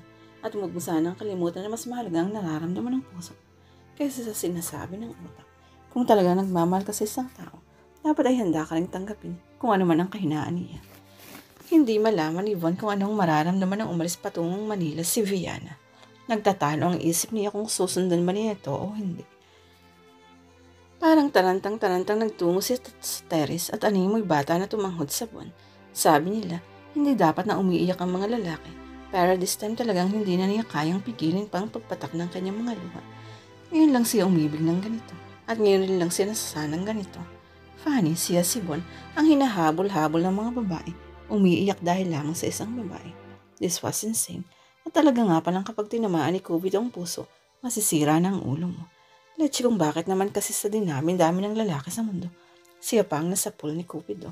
Sa isang babae pang wala namang gusto kundi paglaruan ng damdamin niya. This was really insane. Muli siyang nagsindi ng sigarilyo. Ano bang gagawin niya? Susundan ba niya si Biana sa Maynila o hindi? Humugot siya ng malalim na hininga. Bahala na, pero kailangan ipaglaban niya ang pag-ibig niya kay Biana. At kung sakali mang wala na talagang pag-asang mabuo ang isang magandang relasyon, saka na lang siya susuko. Pero kailangan ipaglaban muna niya ang nararamdaman ito. Ngayon lang siya naging ganito kadesidido sa buong buhay niya. Maghalo na ang balat sa tinalupan. Pero kailangang mapaibig niya si Viana. Para talaga tayo sa isa't isa, Viana. Wala nang ibang lalaki ang pwedeng umibig sa iyo, kundi ako lang. Hindi ka na pwedeng magkaanak. Dahil ako ay isang lalaki na ayaw magkaanak. Hindi ba talagang pinagtiyap tayo ng kapalaran? Nakangiting sabi ni Paul. Hinawakan pa siya nito sa pisngi at ginawaran ng halik. Parang napapasong inilayo niya ang mukha sa mukha nito. Nagtama ba ang desisyon niya nang magbalik siya sa Manila? Buo na ang pasya niya na balikan si Paul. Naisip niya ang lalaki lang ang maaaring magmahal sa kapintasan niya. Si Paul lang ang natutuwa sa katotohanan ng kahit kailan ay hindi siya maaaring magkaanak. Ang gulat niya nang kabigin siyang bigla ni Paul at gawaran ng halik sa leg. Paul, ano ka ba? Baka makita tayo ni mami na kakahiya. Aniyang mabilis itinulak ang binata. Natutulog na mo ngayon. Anitong malabdemonyo ang pagkakangiti sa kanya. Paul, hindi ko gusto ang iniisip mo. Mabuti pa yung umalis ka na. Maaga pa ang pasok natin sa trabaho bukas. Aniyang pinatigas ang tono ng pagsasalita. Muling dumikit si Paul sa kanya. Biana, ilang buwan kang nawala. At sa pagkawala mo, lalong mo lang akong pinatatakam. Sige na, Biana. Pakakasalan naman kita eh. Paul, ano ka ba? Galit na tanong sabi niya. Nangagap siyang nakalayo sa binata. Ngumisi ng tila nakakaloko si Paul. Nanunod siya ang mga mata nitong tumingin sa kanya. Umalis ka na, Paul. Makabubuting sa kanilang tayo mag-usap. Matatabang nasabi niya sa lalaki. Tumayo si Paul. Lumapit sa kanya. Biana, huwag kang masyadong pakipot. Ikaw rin baka mapagod ako. Humanap ng iba. Alalahanin mo ako lang ang lalaking maaaring magmahal sa'yo. Wala nang ibang lalaki ang magsusumiksik sa isang tulad mo, isang babaeng baog. Gusto niyang sampalin ng binata. Pero sa isang banda ay may katotohanan ng sinabi nito. Sino pa nga bang lalaki ang maaaring umibig sa isang babaeng tulad niya? Hindi na niya pagilang pumatang ang kanyang mga luha. Ginising si Biana ng tawag ng pamangkin si Ika mula Iloilo. Tita, kailan ka babalik dito? Ayaw mo na ba sa amin? Totoo bang nakukulitan ka sa amin ni Jerome? Kaya ka umalis. We miss you so much, tita. May lungkot sa tonong sabi ni Ika sa kabilang linya. Parang nanikip ang dibdib niya. Wala siyang maapuhap na sabihin sa bata. Ika, sinong may sabi sa'yong nakukulitan ako sa'yo kaya ako umuwi rito? Naisip ko lang po kasi hindi ka po alis bigla kung walang dahilan eh. Hindi po ba? Ika, hindi ako umalis dyan dahil nakukulitan ako sa inyo. In fact, namimiss ko na nga yung mga kakulitan yung magkapatid eh. Eh bakit po kayo biglang umalis dito? Akala pa naman, dito na kayo mag-stay. Paano ba niya ipapaliwanag sa bata ang totoong dahilan ng pag-alis niya roon? Dadalawin ko naman kayo riyan paminsan-minsan. At saka sabi ni Mami, magbabakasyon siya riyan. Totoo po? Oo, baka next week ay pupunta riyan si na Mami. Kayo po hindi sasama. Hindi ko pa sigurado. May inaasikaso pa rin kasi akong importante eh. Pagdadahilan na lamang niya. Tita, kung hindi po kami ni Manong Jerome ang dahilan ng bigla niyong pag-uwi riyan. Si Tito Von po ba? Inaway po ba kayo niya? Bihagya siyang natigilan. Hindi niya inaasahan ang tanong na yun ng pamangkin. Ika, bakit naman kami mag-aaway ng tituan mo? Wala siyang kinalaman sa pag-uwi ko rito sa Manila. Talaga lang kailangan kong umuwi muna para magtrabaho. Hayaan mo basta may time ako. Lalawawin ko kayo rin. Promise? Promise. Sige na. Maligo ka na at baka malit ka pa sa school. Bye, I love you. Extend my regards to your dad and Jerome. Matagal na niyang naibaba ang telepono. Ay para pa rin naninikip ang dibdib niya. Awang-awa siya sa mga pamangkin. Iha, mami, lumapit ang matandang babae sa tabi niya. Hinagod ang mahaba niyang buhok. Iha, ano ba talaga ang pinagkakaganyan mo? Nang umalis ka rito patungong Iloilo, depressed ka. Ang buong akala ko sa pagbabalik mo rito ay nakarecover pa na. Hindi pa pala. Meron ba akong dapat malaman? Tell me, Iha. Hindi ko man masolusyonan kung ano man ang problema mo. Baka sakaling mapagaan ko naman yun. Napayakap siya sa butihing ina. Humagulhol siya ng humagulhol. Hinayaan lang niyang iiyak lahat ng paghihirap ng kaloobang nararamdaman niya.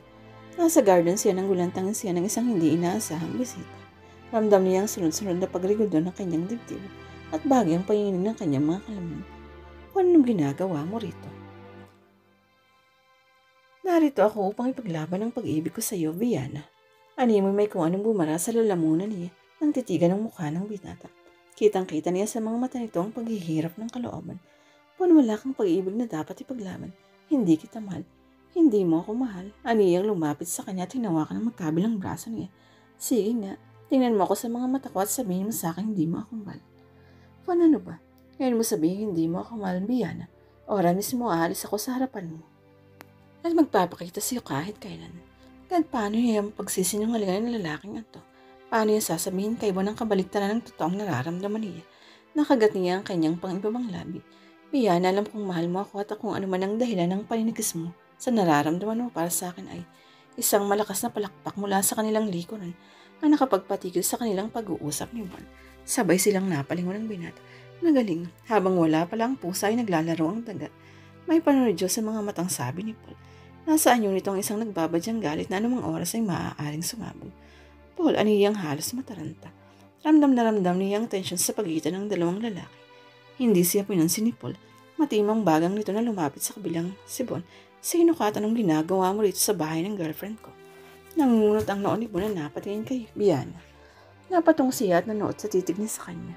Girlfriend, halos paanas na lamang na narinig niya sabi ni Bon. Humawak si Paul sa isang braso niya.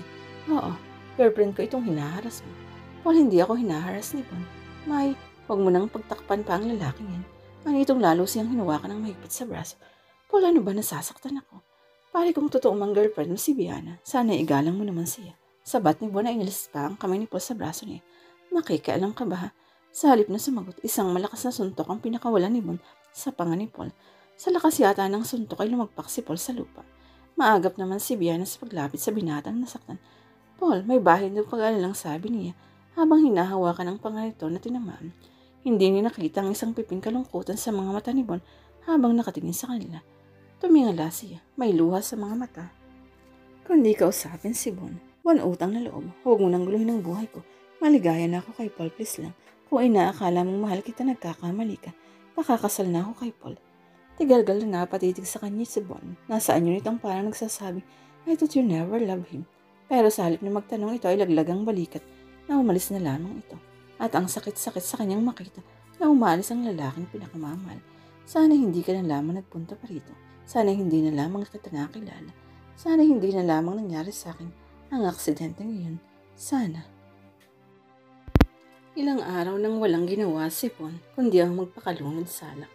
Kung kailan seryoso na siya sa pag-ibig, saka naman siya niloko ng babae. Karma yata ito ng langit dahil sa mga babaeng pinaiyak niya noong araw. Shit, hindi niya akalaing balak lamang pala siyang paiyakin ni Viana. Galit na galit sa sariling ibinato niya sa salas ang isang bote ng beer. Shit, ang sakit-sakit malamang may minamahal na iba si Viana. Nang makita niya ang boyfriend nito, parang gusto niya muling suntukan ng lalaki dahil sa selos. Mabuti na lamang at may katiting pang sanit na natitira sa kanya. Kung hindi baka hindi lang suntok sa pangang inabot nito sa kanya. Hindi na niya napigilang pumatak ang luha sa kanyang mga mata. Sa kauna-unahang pagkakataon, umiyak siya dahil lamang sa isang babae. Funny, kung kailan siya tumanda, saka naman siya nagkakaganito.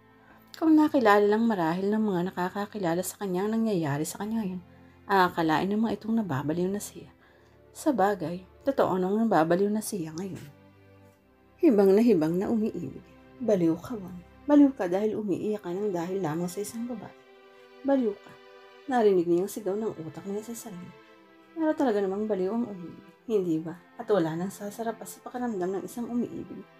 Narinig na naman niya ang pagtatanggol ng puso niya. Sira ulo ka pala eh.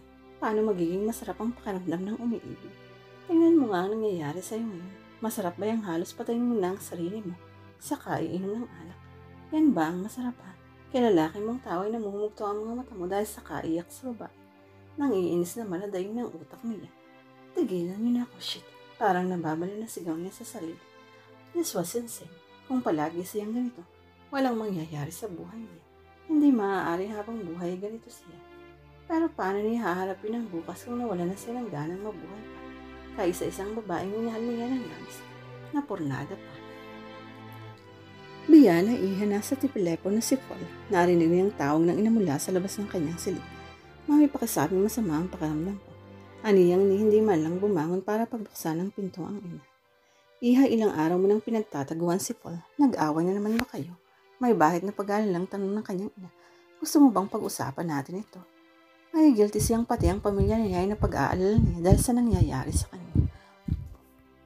Nakukonsensya siyang bumangon at pinagbuksan ng pinto ang ina. Pumasok ang matanda at naupo sa tabi niya. 2 araw ka nang hindi pumapasok sa trabaho. Sabi mo naman ay wala kang sakit. At nahahalata ko nitong mga huling araw ay parang gusto mong iwasan si Paul. Ano ba talaga ang ipinagkakaganyan mo? Umiling siya. Hanggang ngayon ay wala pa rin siyang lakas ng loob na ipagtapat kahit na kanino.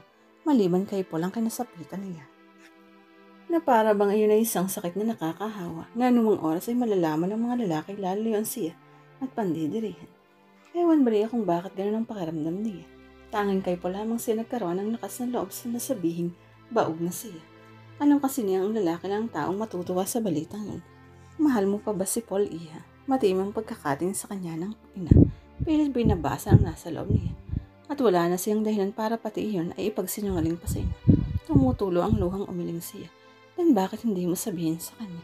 Kung talagang wala ka nang nararamdaman para sa kanya, huwag mo nang pahirapan pa ang sarili mo sa pagkukunwari. Hindi lang ang sarili mong sinasaktan mo sa ginagawa mo yan. Masigit mo siyang sinasaktan dahil nagiging unfair ka sa kanya. Lumakap siya sa ina. Mami, natatakot ako mag-isa. Ayoko mag-isa, mami. Bakit ka naman mag-iisa? Narito kami na pamilya mo. Saka hindi lang naman si Paul ang maaaring umibig sa iyo. Si Paul lang ang maaaring umibig sa tulad ko, mami. Si Paul lang. Aniyang hindi napigilan ang sariling magsalita. Ano bang pinagsasasabi mong bata ka? Yang ganda mong yan, abay lukulok lang ang hindi magkakagusto sa iyo. Mahimik kahit na sinong lalaki. Kapag nalaman nila ang totoo, alam ninyong lalayuan nila ako. Napasigok siya. Mami, dahil sa aksidenteng sinapit ko, wala na akong silbi. Hindi na ako maaaring bumuo ng isang pamilya na kahit kailan. Kung maralaga lang tinig na napayakap siya sa ina. Niyakap siya ng mahigpit ng ina. Ramdam niya ang awang bumalot sa kanya. Lalo siyang napaiyak. Maging ang ina niya ay walang maapuhat na sagot sa kanyang sinabi. Mami, sana huwag nang makarating sa iba, lalong-lalo na kay Kuya Marvin. Ayaw kong kauwan ako ng mga tao, mami. Nakakaunawang tumango ang matandang babae sa kanya. Biyana, magkalinawan nga tayo. Ano ba talaga ako sa buhay mo? Halata ang pagkairita sa anyo ni Paul nang kausapin siya. Nasa isang cozy restaurant sila na at kasalukuyang naglalunch. Hindi siya agad makapagsalita. Sumipsip muna siya ng pineapple juice. Mumuntong hininga ng malalim si Paul sa kaumiling. Sinasabi ko na nga ba at gusto mo lang akong gawing panakitbutas eh. Inipsasabi nito. Paul, Biyana, huwag ka nang magkunwari pa. Nararamdaman ko. Alam kong kaya mo lang ako binalikan ay dahil wala nang ibang lalaking maaaring magmahal sa'yo. Oras na malaman nila kung anong kalagayan mo. May namuong luha sa gilid ng kanyang mga mata. Umisi ng tila nanunuya ang binata. At natatakot kang mag-isa, hindi ba? Natatakot kang tumandang dalaga. Ramdam niya ang galit na gustong kumawala. Kung hindi nga lamang nakakahiya sa ibang tao, baka kanina pa niya nasampal si Paul. Kaya pala kahit anong pilit ang gawin niya, hindi niya makuhang mahalin ang gustong lalaking ito. Biglang nawala ang guilty feeling na nararamdaman niya. Tama lamang naman palang huwag niyang pag-ukulan ng pagmamahal ng lalaking ito. Paano mo mamahalin ng isang lalaking ubod sa katalasan ng dila, masyado pang bastos. Kung ayaw mo na sa akin, fine. Hindi lang ikaw ang babae sa mundo. Pero huwag kang umasang muli kitang tatanggapin sa oras na balikan mo akong muli. Ito na ang huli nating pag-uusap. Sinalubong niya ng tila nanunuyaring tingin ng binata. Sobra-sobra na ang pang-insulto nito sa kanya. Hindi na yun mapapalampas ka. Huwag kang mag-alala. Kahit kailan hindi na kita babalikan pa. Ngayon pa nga lang pinagsisisihan ko nang nakipagbalikan ako sa'yo. Aniyang mabilis nang tumayo para iwanan ng binata. Halatang napahiya si Paul sa inasal niya. Lihim na napangiti siya. Tama lang ang ginawa niya. Kuya Melvin, napatawag kang bigla. May nangyari ba sa mga bata? Nag-aalalang tanong niya sa kabilang linya. Sa mga bata walang nangyari. Pero kay Bon masama. Biglaan ka bang bumalot sa kanyang buong katawan? Bakit kuya? Anong nangyayari kay Bon? Aniyang hindi may tago ang pag-alala. Nahihibang na yata ang kaibigan kong yun. Ilang araw nang walang ginawa kundi ang mag-inom biyana. Alam kong ikaw ang dahilan ng ipinagkakagano niya. Pareho kayong malapit sa puso ko. Kaibigan kong matalik si Bon at ikaw kapatid kita. Ngayon ko lang nakitang nagkaganon si Bon ang dahil lamang sa isang babae. Mahal na mahal ka ni Bon Viana. Alam ko yun kuya. Then bakit mo siya pinahihirapan ng ganito? Huwag mong sabihin hindi mo siya mahal dahil alam kong nagsisinungaling ka lang. Kilala kita Viana. Kuya, kung natatakot kang baka ka lang lokohin ni Bon kaya pilit mong pinipigilan ng damdamin mo, ako na ang magagarantiya sa iyong hindi ka niya lolokohin. Kapatid mo ko at hindi ako gagawa ng hakbang na ikapapahamak mo lang. Hindi mo kasi naiintindihan kuya Marvin. Mahirap ipaliwanag eh. Ako ang hindi mo naiintindihan. Alam mo bang sa ginagawa mong yan ay kapwa mo pinahihirapan ang damdamin niyo ni Bon? Sasabihin ba niya sa kapatid ang totoong dahilan ng pag-iwas niya kay Bon? Biyana ako ang nahihirapan sa nangyayaring ito sa inyo. Kung talagang ayaw mo sa kanya, kausapin mo siya. Sabihin mo sa kanya ang totoo. Ilang beses ko na siyang kinausap kuya. Baka hindi ka nagsasabi sa kanya ng totoo. Kilala ko si Bon. Hindi yun magpupumilit sa isang babae kung talagang ayaw sa kanya. At kilala rin kita, Viana. Huwag ka nang magkailapan. Alam kong mahal mo rin si Bon. Pilit mo mang itanggi ang nararamdaman mo yun. Hindi ka makapagsisinungaling sa sarili mo. Hindi mo madadaya ang puso mo, Viana. Hindi siya makapagsalita. Para siyang isang mailap na hayop na nasakol sa bitag ng kalaban. Viana, huwag mong takasan ang problema mo. Harapin mo yan habang maaga pa. Nakausap ko sina Mami at Daddy at ibinalita nila sa akin na nakapag-split ka naman kay Paul. Sinabi sa akin ni Mami na ilang beses nang iniiwasan ang lalaking yun. Ngayon ay malinaw na sa akin hindi mo nga totoong mahal si Paul dahil ibang lalaki ang mahal. At alam kong si Bon yun, Viana. Ang ipinagtataka ko lang ay kung bakit pilit mo tinatanggi ang damdamin mo. Hindi habang buhay ay makakaya mong dalayan ng sarili mo. Hindi habang buhay ay matataka sa mga damdamin mo, Viana. Makahulog ang pagwawakas nito ng usapan nilang magkakapatid. Matagal nang nakababa ang telepono na hindi pa mawala sa isipan niya ang huling tinura ng kapatid. Siya kukuha ng lakas ng loob upang ipagtapat kay Juan ang dahilan ang ipinagkakaganito nito. Mas matatanggap pa niyang magkalayo silang yun ang binata kaysa naman ang layuan siya nito oras na malamang bao siya. Mas masakit tanggapin layuan siya ng lalaking pinakamamahal dahil sa kakulangan niya bilang isang babae. Sa ngayon ay maaaring naghihirap na ang kalooban nito pero pasasaan ba't makaka-recover din ito? Narating din ang araw na makakatagpo ito ng babaeng iibig.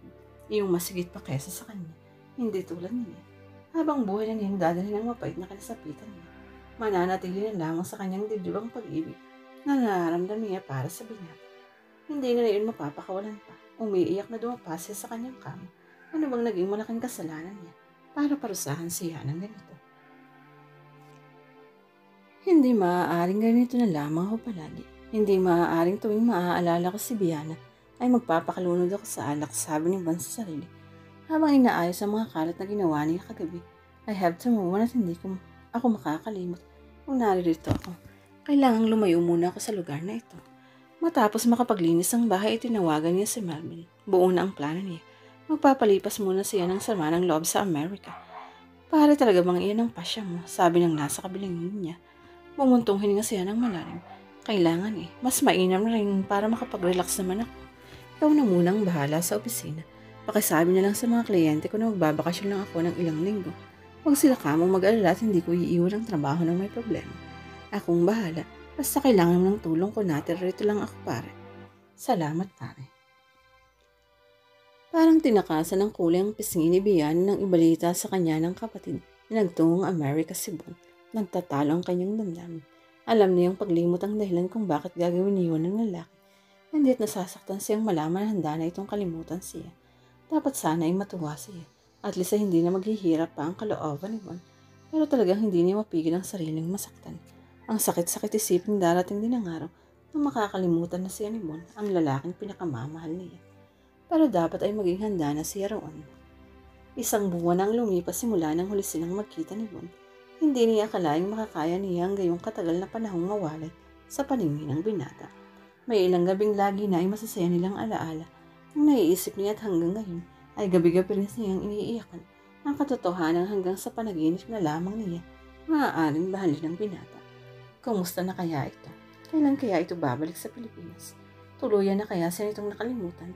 May kumukurot na kung ano sa dibdib niya tuwing maiisip na nakalimutan na siya ng lalaki. Sa bagay matapos ang ginawa niyang pagtataboy dito, dapat lang nakalimutan na nga siya nito. Biya na tumawag si Manang Lagring. Dinala raw nila sa ospital ang Kuya Melvin mo. Natatarantang balita sa kanya ng ina nang dumating siya buhat sa trabaho. Namimilipit daw dahil sa sakit ng tiyan kaninang umaga.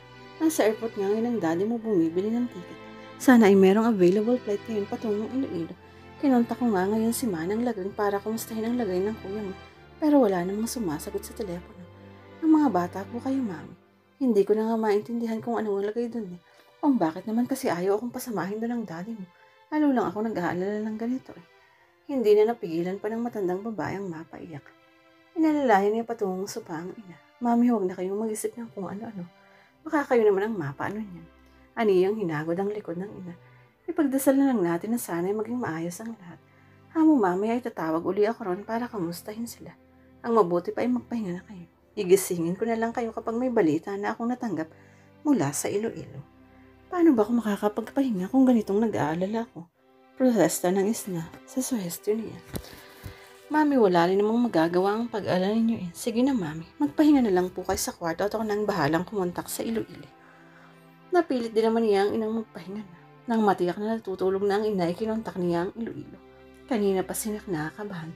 Ramdam niyang may masamang nangyayari sa kapatid. Hindi lang niya masabi sa ina dahil baka lalo itong mag-alala.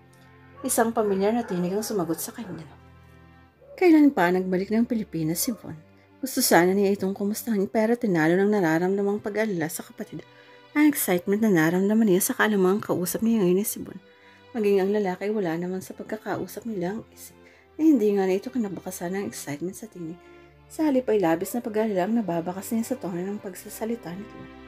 Lalo tuloy bumilis ang pagtahip ng dibdib niya. Hindi nilang kung dahil ba kay Bon o dahil sa labis na pag-alala sa kapatid. Kumusta na si Kuya? Isang malalim na buntong hininga na yung narinig sa kabilang linya. Von, Viana, ang mami at daddy mo. Narinig niyang tanong ng lalaki. Si daddy papunta na riyan, si mami naman nagpapahinga na. Hindi kasi mapakali kanina pa. Bakit ba? Ano bang lagay ni Kuya? Viana, pilit ang hininga nito. Parang may ayaw sabihin sa kanya na nasa kabilang linya. Lalong lumakas ang kaba niya. Von, ano ba talaga ang lagay ni Kuya? Umiiyak ng tanong niya. Somehow ay parang alam na niyang may hindi magandang nangyayari sa kapatid. Miss Biana, kung ano man ang sasabihin ko, huwag kang matataran na. Ano ba talaga ang nangyari kay Kuya? Parang nainis ng sabi niya. Halatang pinipigilan lang ng nasa kabilang niya ang huwag mapaiyak. Hindi na siya inabot sa ospital. Kumalat na raw ang lason sa buong katawan niya dahil sa pagputok ng kanyang pantog. Parang nagdilim ang kanyang buong paligid dahil sa narinig. Unti-unti, para siyang isang kandilang nauupos. Biana, are you alright? Nag-aalala lang tanong na nasa kabilang linya. I'm okay. Gumagaral-galang tinig na sabi niya. Anak ko, bakit mo kami iniwan? Diyos ko, ang liit pa ng mga anak mo. Kawawa naman sila, anak ko.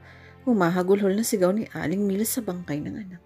Sina Ika at Jerome naman ay panayang iyak habang nakatangod sa wala ng buhay na ama. God, parang kailan lang ay masaya silang magkakasama ng mga bata at ng kapatid niya. Ngayon ay wala na si Melvin. Iniwanan nito ang 2 walang malay na bata. Nakagat ni Biana ang pangibabang labi. Parang hindi na niya kayang makita ang pag-iyak ng mga pamangkin. Ang liliit pa rin na Ika at Jerome para maulila ng lubos sa mga magulang. Nilapitan niya ang mga ito at dinala sa inuupuan niya.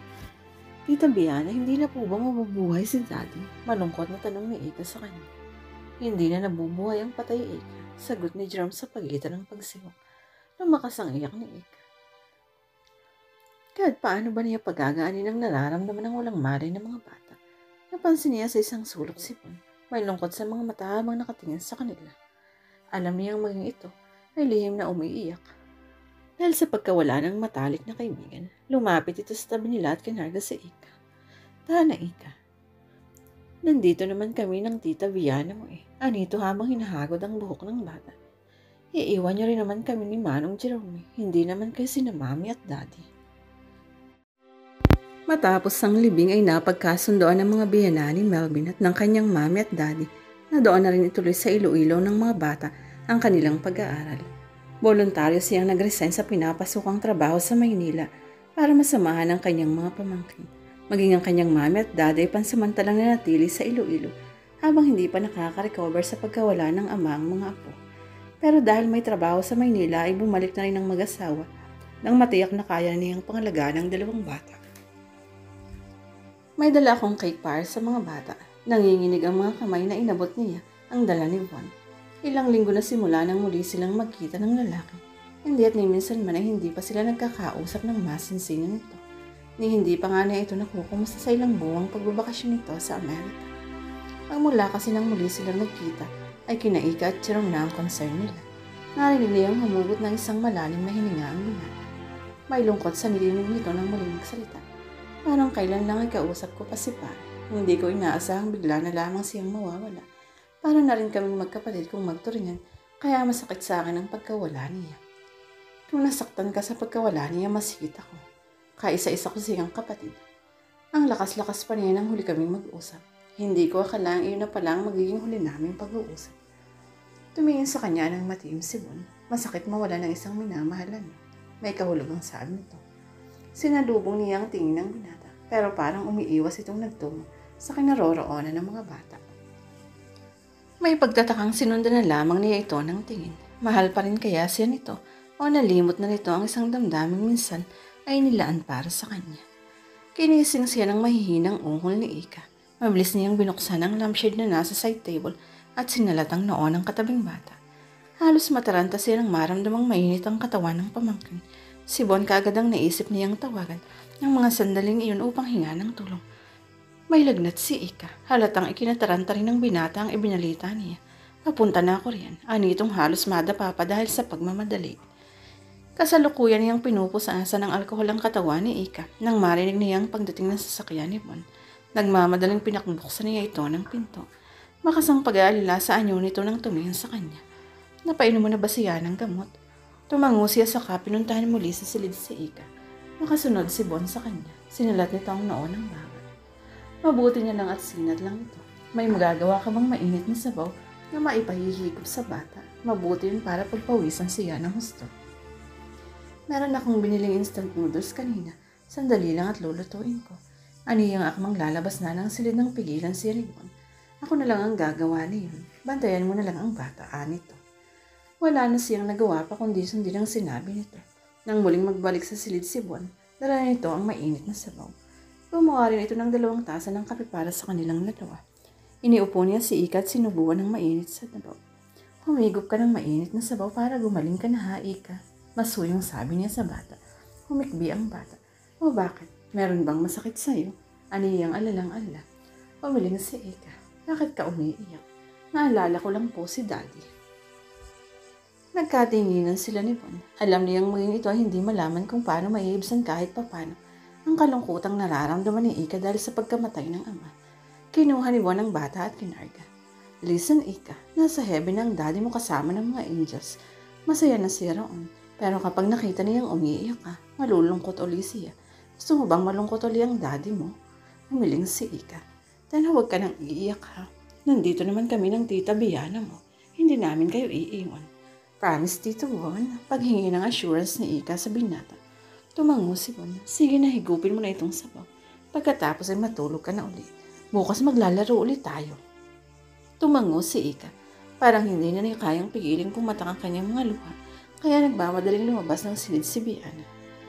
Nakatulog na si Ika. Maaari ka na rin matulog. Baka pati ikaw ay magkasakit kung hindi ka magpapahinga. Narinig niya ang sabi ni Bon ang datnan siya nito sa salas na malungkot na nakatingin sa kawalan. Naupo sa tabi niya ang lalaki. Hinawakan siya sa kamay. Go ahead, matulog ka na. Ako nang bahalang magbantay kay Ika. Umiling si Viana. Ikaw na ang magpahinga. Pati ikaw ay naistorbo ko ang tulog. Pasensya ka na. Natataranta kasi ako kanina. Hindi ko alam kung anong gagawin ko kaya ikaw agad ang naisip kong tawagan. Salamat nga pala. Aniyang gumaralgal ang tinig.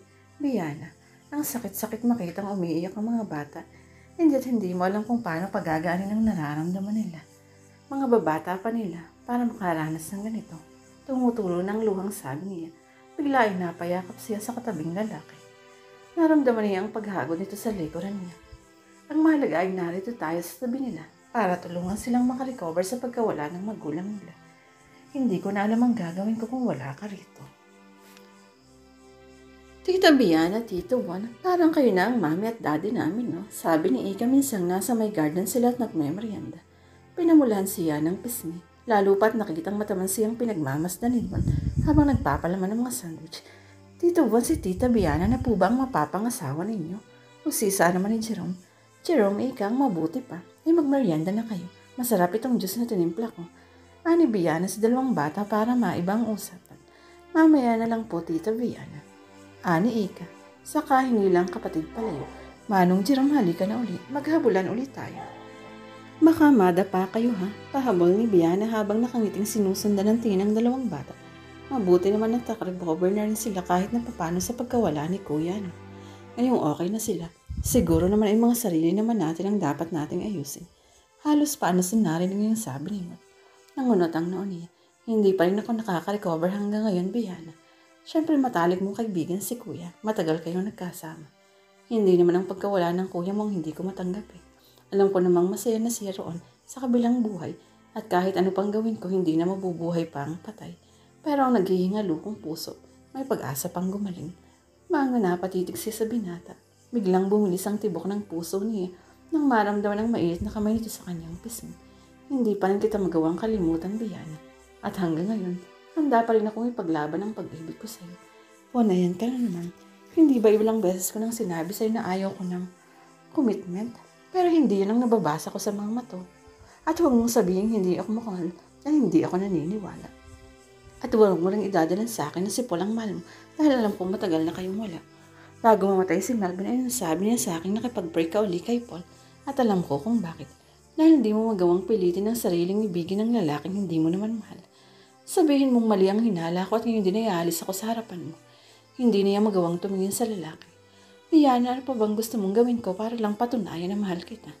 May curse na tanong sa kanya nito. Ramdam na ramdam niyang wagas ang pag-ibig ng binata. Napalunok siya. Mamahalin pala rin kaya siya nito kung ipagtatapat nito ang kalagayan. Sa panahon sigurong ito. Bon, may gusto sana akong sa iyong ipagtapat. Nagsisimula ng gumaralgal ang tinig niya. Umapit siya sa upong bakal upang huwag mabulan. Parang hinihigop ng bawat binibitiwan niyang salita. Ang binata ang lakas niya. Mahal din kita. Actually, mahal na mahal. Panimula niya. Nakita niyang pagkislap ng mga mata ng binata. Niyakap siya ito ng mahigpit, pero mabilis niyang kumawala rito. May pagtataka sa anyo ni Bon ang muli siyang titigan. Napatungo siya. Mahal kita pero hindi mo ako maaaring mahalin. Anong ibig mong sabihin? Naguguluhang tanong nito. Baog ako. Halos daing lamang tumakas sa kanyang lalamunan. Dahil sa aksidenteng sinapit ko, nagkaroon ng damage ang matris ko at kinailangang alisin. Hindi na ako maaaring magkaanak. Ngayon naiintindihan mo na ba kung bakit ayaw kong makipag-commit sa'yo? Naiintindihan mo na ba kung bakit hindi na mahal kita? Kahit mahal kita, ay pilit kong tinitikis ang damdamin ko. Tigalgal na nakatingin lang sa kanya si Bon. Sindak na sindak ito sa ipinagtapat niya. Ngayon mo sabihin mahal mo ako. Hamon niya sa lalaki. Pero wala siyang narinig na isang katiting na salita mula rito. Masakit na masakit ang kaloobang nagtatakbo siya sa kanyang kwarto. Alam niya, yun na ang huling pangulit sa kanya ni Bon. Ilang araw nang hindi nagpapakita sa kanya si Bon. At ang sakit-sakit niyon para sa kanya. Sa bagay ano pa nga bang inaasahan niyang gagawin ito matapos niyang ipagtapat na hindi na siya kumpletong babae. Alam na alam pa naman niyang gustong-gusto ni Bon na magkaroon ng maraming anak. Siguro nakatakda na lamang siyang maging isang matandang dalaga habang buhay. Tita Viana, umiiyak po ba kayo? Narinig niyang tanong ni Ika na kanina pa pala siya pinagmamasdan. Nalidali niyang pinahid ang kanyang mga mata. Hindi, napoy na. Nakala ko po umiiyak kayo eh. Bakit naman ako iiyak? Pilit ang mga ngiting sabi niya. Baka po kasi namimiss niyo rin si Daddy. Kasi po ako minsan naaalala ko pa rin po si Daddy. Niyakap niya ng mahigpit ang pamangkin. Huwag mo nang isipin ang Daddy mo. Masaya na yun kasama ng mami mo. Nandito naman ako hindi ko kayo pababayaan. Magmula ngayon, ako na lang ang magiging mami ninyo. Talaga po, nakangiting-ting tumayo siya. Di tita mami na lang po ang itatawag ko sa inyo. Sige kung yun ang gusto mo. Meron na kaming tita mami ni Manong Jerome. Nakakailang sigarilyo na si Bon ay hindi pa rin siya nalawi ng antok. Ilang araw na siyang ganito. Palaging nakatawan tanaw sa kawalan. Shit, mahal na mahal niya si Viana. Pero gusto niya magkaroon ng anak balang araw. Ano bang gagawin niya? Nagtatalo ang puso at isipan niya. Mahal niya si Viana pero hindi siya siguradong hindi na ito paghahanapan balang araw. Ang isang bagay na alam niyang hindi naman ito kayang ibigay. At ayon na nakakapagpahirap ng kalooban niya. Ayaw niyang dumating araw na masasaktan lamang niya si Viana dahil sa paghahanapan niya ito ng anak. Naiinis na inilipat niya sa ibang istasyon ang pihitan ng kanyang stereo. Bakit ba simula pa kanina ay puro love songs na ang pinapatugtog doon? This is really insane. Inis na daing niya sa sarili. Saka pinatay na ang stereo. Love, look what you've done to me. Kahit sa ang sulok pa siya tumingin, mukha ni Viana ang nakikita niya. Huminga siya ng malalim at matamang tinimbang nararamdaman. Totoong pag-ibig na nga ito. Wala nang atrasan pa. Mahal ko si Viana at hindi ko kayang kalimutan ito. Narinig niyang sigaw ng puso niya. Pero handa ka namang tanggapin ang katotohanan kahit na kailan ay hindi ka niya maaaring mabigyan ng anak. Paniniyak ng isip niya sa kanyang damdamin at iisang naririnig niyang sigaw ng maliit na boses sa dibdib niya. Maaari bang makiinom ng Diyos niyo? Muntik nang matapon ang hawak na baso ni Viana. Gulat na nilingon niya ang nagsalita. Si Bon nakangiti ito sa kanya at tulad ng dati, nakapagdulot na naman sa kanya ng kakaibang kabang pagkataranta nitong kagwapuhan. Bakit ka na pa rito? Ang akala ko ay pinagtataguan mo na ko. Aniyang halatang naghihinanakit ang tinig. Lumapit sa kanya ang binata at hinawakan ng isang kamay niya. Bakit naman kita pagtataguan? May atraso ba ako sa iyo na hindi ko tinupad? Matiim niyang tinitigan ng lalaki. Ang kapal naman ng mukha nitong tanong siya ng ganon. Baka nakakalimutan na nitong pinangakuan siya nito ng isang wagas na pag-ibig. Pero nang malamang bug siya, ayaw na ilang araw itong hindi nagpakita sa kanya. Hindi niya napigilan ang pagtulo ng kanyang mga luha. O bakit ka umiiyak? May himig na nag-aalala ng tanong ni Bon sa kanya. Will you please go away, Bon? Umalis ka na lang, please. Inalis niya ang mga kamay nitong nakahawak sa kanya. Bakit ako aalis? Ano bang kasalanan ang ginawa ko sa'yo? Inosenteng tanong nito. Madilim ang inyong tinitigan niyang binata. Hindi na niya mitago ang sakit na nararamdaman. Itinatanong mo pa ngayon sa akin kung anong kasalanan mo. Manhid ka ba ha? Nangako ka mo. Nangako kang hugas ang pag-ibig mo. Pero anong ginawa mo nang malaman mo bago? Para kang bulang biglang nawala. Huminga siya ng malalim sa katumayo para i-release ang lahat ng sama ng loob na nararamdaman niya. Sa bagay, ano pa bang dapat kong asahan? Sino nga ba namang matinong lalaki ang magkakamali sa isang babaeng tulad ko? May pait ang mga labing sabi niya. Ako, natigilan siya. Nagtatanong ang mga mata niya nang muli niyang titigan si Bon. Ako ang nag-iisang lalaki na umiibig sa iyo. Ano itong hinawakan siya sa magkabilang balikat? Ramdam niya ang pagbilis ng tibok ng puso niya. Totoo ba ang naririnig niya o gusto lamang niyang i-good time ng lalaki? Nagpatuloy sa pagsasalita si Bon. Inaamin ko sa umpisa ay naguluhan ako. Matagal ko ng pangarap na magkaroon ng isang pamilya. May mabait at mapagmahal na asawa. Maraming anak na sasalubong sa pagdating ko. Kaya nang ipagtapat mo sa aking bawg ka, ay nagdalawang isip ako. Mahal na mahal kita pero gusto ko rin magkaroon ng mga anak. Nalito ako. Ayoko namang dumating ang araw na pagsisisihan ko ang magiging desisyon ko. Ayokong maging unfair sa'yo. Ilang araw kong pinag-isipan ang lahat at ngayon ay titiyak ko na sa sarili kong mas mahalaga ka kaysa sa ano pa mang bagay dito sa mundo. E ano kung hindi mo ko mabibigyan ng anak? Ang mahalaga ay magkasama tayo. At saka nariyan naman sina Ika at Jerome. Maaari natin silang ampunin at ituring na parang tunay na mga anak, hindi ba? Total naman ay pareho natin silang mahal na mahal. Nag-iisip ka ng ampunin sila, hindi mo pa nga akong tinatanong kung payag akong makasama ka habang buhay. Reklamo niya. Hinawakan ni Bon ang baba niya at itinaas parap sa kanya. Kailangan ko pa bang magtanong? Alam na alam ko naman kung ano ang sasagot mo, hindi ba? Nakangiti nitong sabi sa kanya. Kinurot niya sa tagiliran ng binata. Ang kapal ng mukha mo. Aray, aray. Anitong bigla siyang kinabig palapit at sinihil ng alik sa mga labi. Hindi niya inaasahan ang gagawin niya ni Bon. Ngayon pa man ay tinugon na rin niya ang mga halik nito. Wala nang dahilan para tikisin pa niya ang kanyang nararamdaman para sa lalaki. Ngayon pang sigurado na siyang pakamamahalin pa rin siya nito, maging anuman siya. At ngayon din lang yan laman kung bakit binigsayan siya ng Diyos ng gayong kabigat na pagsubok upang makilala niyang mabuti kung sino ang lalaking wagas na magmamahal sa kanya at upang magkaroon muli ng magulang ang kanyang mga pamangkin na sina Ika at Jerome.